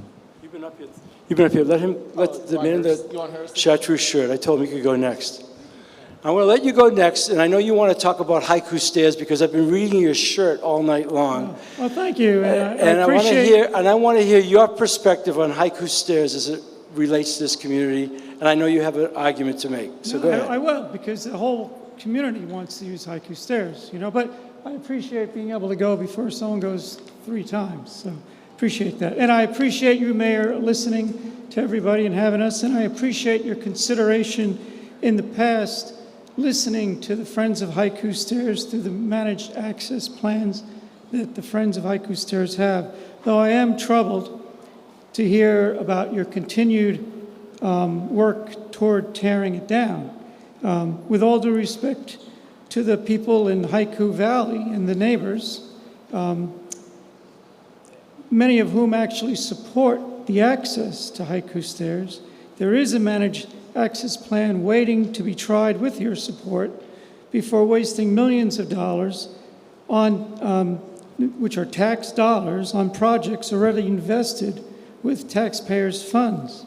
And Haiku Valley isn't the only, when you say affecting this area includes Moanalua Valley, which hikers have been going up because they can't take the safe route up steel stairs with handrails, so they walk up through Moanalua Valley, and our great fire department and rescue people are up there rescuing them there, I've waited patiently for years now to legally hike the trail with my family and friends, and the safe trail with those rails that I just talked about.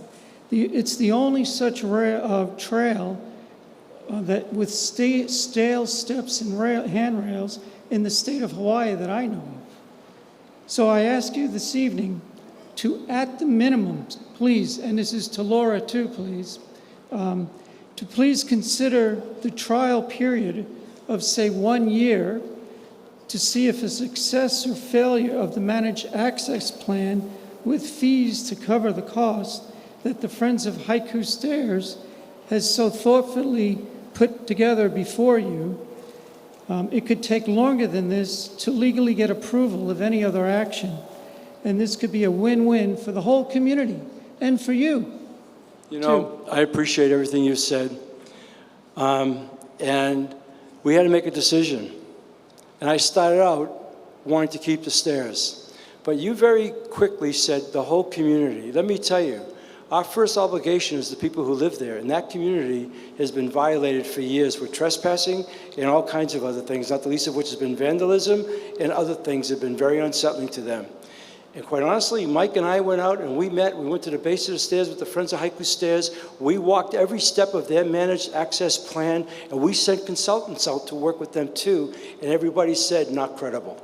Not credible and not financially feasible. And I would tell you, if they think they're going to start charging people on managed access in a very convoluted thing that still involves the neighborhood of people that are really upset. They think they're going to do that. The very same people, that breed of people that want to climb, they're coming up Moanalua Valley that you're talking about now, are going to find other ways not to go and pay $100 to climb Haiku Stairs. And it's going to come at the expense of that community.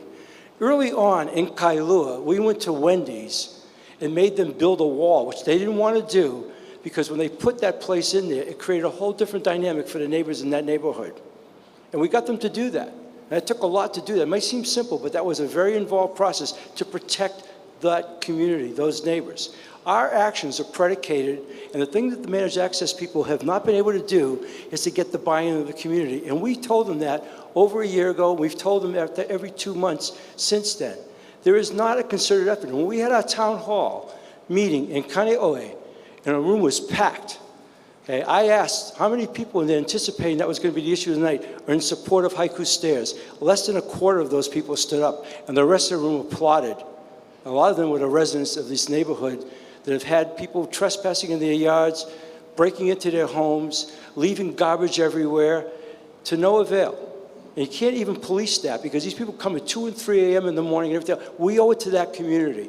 And so unless we can get convinced between now and then, we're going full steam ahead on our plans to take down the stairs for the sake of that community. Can I follow up with that, please? Go ahead. So this stairs operated for years and years and years without all these issues. In fact, people checked in at the Coast Guard station with the Coast Guard and signed in to go up the stairs, and there wasn't an issue. The issues came up when they closed the stairs and they tried to prevent the access that was already there in place. Why did they close the stairs? Why did they close the stairs? You know, I don't know. I can't answer every question you have. Okay. We have. What about the liability on all the other? You have people falling off of Lanikai. You have liability everywhere. All right. And there's not even stairs there. And one more thing. I don't know where you got the $100. That's what they told us. But you're charging Hanama Bay people to go down there. That's a different kind of a situation. But okay. They're rescuing people now. Sir, I gave you, we're just going for, I appreciate it, what you said. I can't do anything about Moanalua Valley. You know, it's tough, and I'm telling you, we have gone and bent over backwards. I don't know how many meetings Mike and I took with the Friends of Haiku Stairs this past year. Mike wants to say something too. They're trying to come to some rational thing. I was hoping we could even get the federal government somehow to come away and make it a national park and put rangers in there for the very thing you're talking about, and was a non-starter. I think there's some political pull in that valley you're concerned about for votes or something, because you're not concerned about Moanalua Valley. Are there no politicians in Moanalua Valley? I didn't say I wasn't concerned about Moanalua Valley. How do you expect to police that? Michael, go ahead. The same way you're doing Haiku. No, Haiku Stairs is a little bit different, but go ahead. Yeah, I just wanted to offer to you the conversation that we had with the Friends of Haiku Stairs. Just like Mayor said, we feel our obligation is to the taxpayers and to the residents. When they go home at night, they should have peace, security, and respite. They shouldn't hear people in their bushes. They shouldn't find diapers in their lawn. They shouldn't find beer bottles. They shouldn't find cut-link fence. And that was the same premise that had us fight for a community that was overwhelmed by a commercial operation that came in next to a residential community. And we had them build, at Wendy's expense, probably a $500,000 wall. We fought for that for a year and a half. So we told the community, the Friends, the easiest way to convince us is to go to the community of people that live there and convince them that your managed access plan will work. And when you convince them, you're halfway to convincing us. And they weren't able to do that yet. And we still said that to them the other day when they called. Just and they last said, week. We're probably going to have to file litigation now. And I said, well, we're still in the procurement stage, so there's still an opportunity for you to go to the community and convince them. And we suggested they have a community meeting and get all the people for that community come in. Present your managed access plan, advocate your best, and get them to say, Mayor, we want to do a trial period. We'll agree to a year. That hasn't happened yet. So I think we've been extremely generous with the Friends of Haiku Stairs. This is about protecting the community. You heard me say tonight, I said to Barbara just now about the roller skates. I said it about the racetracks. We've said it about the shooting ranges. We've talked about recreational areas. We really want people to be able to do that, and certainly to hike and be healthy in the outdoors, but not under these circumstances in that situation. That was never built for that purpose anyway. We have 10 minutes left. I appreciate that, but a couple more people want to say a few things. Thank you very much. Ma'am back there, go ahead. Daryl, then I'll let you go right after her. How's that? She's had her hand up. How's that? Fair enough, Daryl? Okay. You were up already? You're going to cut in front of this nice lady? Mr. Mayor. Yes, sir. When will the parking complex in the Highlands be built? When what? The parking complex in for the Pearl rail City be built. Highlands? Is that what you just asked me? When will the parking lot in Pearl City Highlands be built? Yes, for the rail system at Highlands. You know, I don't know. Let me tell you, the reason why one is not being built right now, and I think ultimately someday something is going to be done because we want to be able to serve Central Oahu, the very fact that that parking garage was slated at $330 million for 1,600 stalls at a price per stall of $206,000 made absolute no sense, okay? We took that off the table in trying to figure out how we could build a rail as far as we built it, because it wasn't feasible.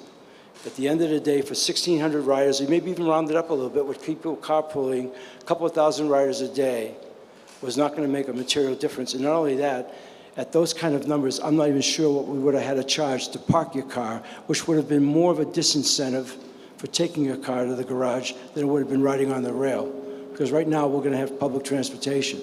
I think someday, in the spirit of all that the rail is going to afford in transit-oriented development, there'll be some developers and some kind of possibility in that area to create something like that that makes it more attractive and facilitates, but not now under the present model. And that was just one of the things we had to make a hard decision on.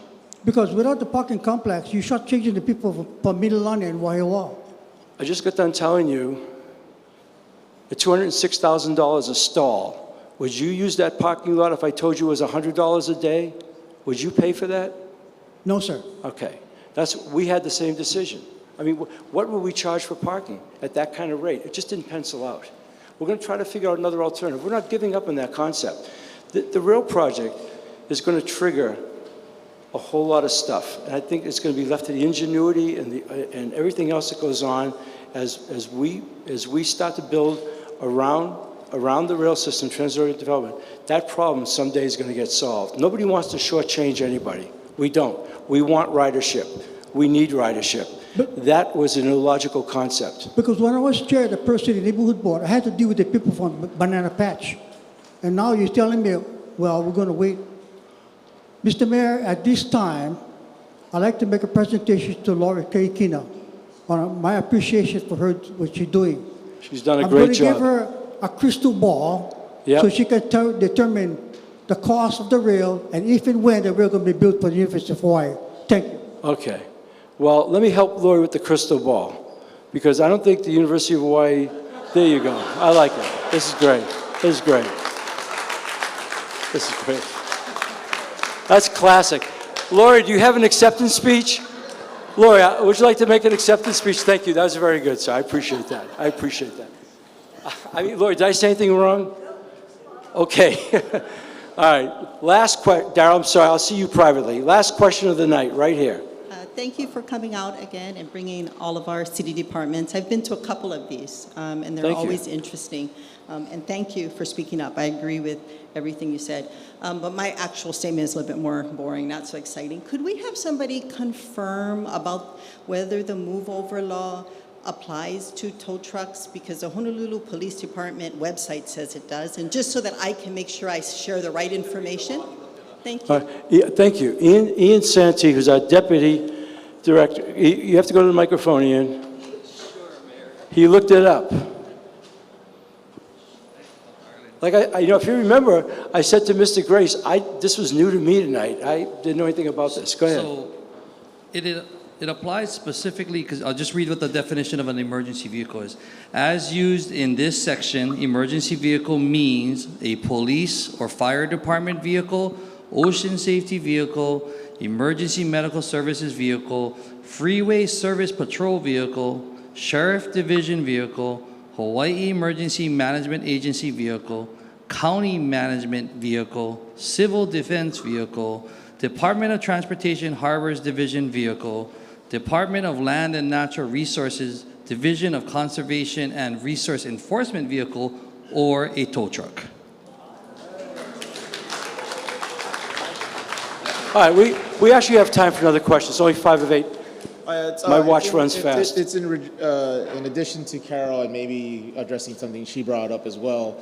But are you willing to take $50 million out of the Honolulu Police Department's budget to support your cabinet with better salaries? But then also, just another thing, on the $700 subsidiary that you give to police officers for subsidizing their own private vehicle, can you mandate it to be that they have to be the primary owner of that vehicle? Because when they own a vehicle that's 7 years old because they have a 12-year exemption, that's not kosher with taxpayer money. This last part I have nothing to do with. Nobody's talking about $50 million from the police department. Well, they're getting a $300 million budget that they're asking for the 2024 But the $50 million doesn't. You think we're talking about $50 million in pay raises here? I'm saying cut $50 million from the Honolulu Police Department because they're asking for $300 million. Why would and we do apply that? it across the Why board would for we better do that? salaries. Why would we do that? Oh, because they don't actually spend the money that they create the budget for, that they say that they're using this money on. So example, COVID testing, they had allocated money for the testing to go all the way until the end of the year with CARES Act money, but they overspent it and they said, oh, well, we ran out of money for the testing, so we're not gonna do testing in December. The date rape kits, they didn't do the testing, but that's a part of solving the crimes. So those monies were allocated, and it's been proven that they decided we're not going to spend it on the testing, we're going to put it towards salary. It's not that important to pay that many police officers the salaries that they want, so you can cut their budget from $300 million because they only bring in, quote unquote, in the 2019, $1 million to the state. So instead of them having a $300 million budget, cut it down to 50 and send the 50 back to the rest of the city and county. You know, Darryl, I think you're factually incorrect. I'm going to let Chief Logan. My name is Dylan. Dylan, I'm sorry. Dylan, sorry. You've had 3 times at the mic tonight. You just said a bunch of things to me that I know for a fact are not I know true. all of the things that I just said is correct. They're absolutely not correct. In 2019, we can talk about this offline. This is we'll not talk about for off one of these camera. people. It's not incorrect. You It's haven't. actually You factually don't correct. like the police department for whatever reason. Doesn't mean you pick this venue to come yell at Oh, the no, police it's not that I department don't like about the police something. department. I'm going to get them in line. I got Louis Kealoha. Come on, do I have to bring him up? Who's in Ballard? You can't say anything about that. Just I can't say anything about Louis Kealoha? Let's talk about it offline. 20 years? You can't For say what that he you did? caused it. You can't say that. Let's go talk We were offline. subjected to what Louis Kealoha did and allowed. Come on. All right, Dylan. You're ridiculous. You know what, Dylan? You're You sitting know- up here yelling Dylan, at something you Dylan, can't even make out. I did it for 40. And you say Go sit down, Dylan. Go sit down. Dylan, I didn't say thank you you. couldn't talk about it. Thank you, I said you Dylan. can't take credit for it. Go sit down. Thank you. We'll talk offline. You can't take Dylan. credit for it. Let's go sit down. We'll talk offline. All right. Kristen. Yeah, hi, I'm Kirsten Downey. I'm ask you questions a lot, but I'm asking a question now as a resident. My mom had a stroke 5 years ago, and she has to be accompanied on handy van now because it's too dangerous to take her anywhere in the car. She has to be under a wheelchair all the time. So that means that when we go with her as caregivers, we spend a lot of time in handy van too. And I first wanted to give a compliment and say really how fabulous the care is that I've seen, I've observed myself, them give very handicapped people who get a chance at mobility because of handy van. It also means that we've lived a lot with the limitations over the years of handy van, of the shortage of drivers and shortage of vans. And I know that Roger Morton is trying very hard to fix that. I know because I read it in the Star Advertiser. Anyway, I just had a suggestion, and that is possibly a way to fix a bottleneck with the handy van. Every 4 years, people have to get certified to be renewed to use the handy van. That means the sickest and the oldest are brought in by handy van to an office to fill out paperwork and then sent back on a handy van to their homes so that they can start using the handy van again. And it just struck me that coming out of COVID, when we have a lot of people, it's been unusual circumstances, is there some way that there could just be an affidavit that people sign, or a conversation that happens, or a quick conversation with a caregiver that would allow the certification to happen more quickly, and so we wouldn't tie up handy vans unnecessarily for people who need to go places for the paperwork. Of course, that's the next. I'm going to let Roger handle that, but I think, just so you know, from my end of it, we're really very sensitive to our kapuna care, and people are living longer, and there's more of them, and we've got tremendous usage of that, and so it's a very acute situation with us. Roger. Well, first, thank you for the thoughts about the handy van. It does touch a number of people, and we do try to make it as good. And I watch it very closely. It's probably one of the toughest parts of my job, frankly, just to do it because of the demand. And I know a lot of the people that use the handy van. Can we, facilitate what you said? Because what you're right, you said is correct, that we spend. Every 4 years, we take people, and they have to come down to our assessment center, and they get assessed. I've looked at it too and said, are there permanent disabilities that are not going to get any different? And are we, is there a better way to do it? I'm happy to look at that and to see whether we did that. I think we did that on the fixed route disability side at one point too. But if you're blind and you use the handy van, it's unlikely that your sight is going to come back in 4 years. So I hear what you're saying, and I'm happy to look at that again because it also costs us $50 to take you down to the assessment center and $50 to take you back. That's what a handy van ride costs. Right. So I think what you said makes some good sense. I'm happy to talk with you more and to have my staff look at that a little closer. Well, all the staff is fabulous. I can't tell you what loving care I have seen lavished on handicapped and, people who just aren't able to function mentally that well anymore. This just seems to me that the transit of people like that to and from, you're losing a day of handicap van service every time. With the pickup and the drop-off and the discussions about it. And just coming out of COVID, if we could find a way to expedite this right now, it might be something to help get through the emergency. That's all. Thank you. Thank you very much. Thank you, Kristen. Thank you, Roger. So on that note, we're going to end it. I want to thank all of you for coming. Carol, I'm sorry I got a little hot with you, but I'm pretty passionate about that subject. Okay? I understand that, and I respect that. Okay? Thank you all, everyone. We wish you all the very best.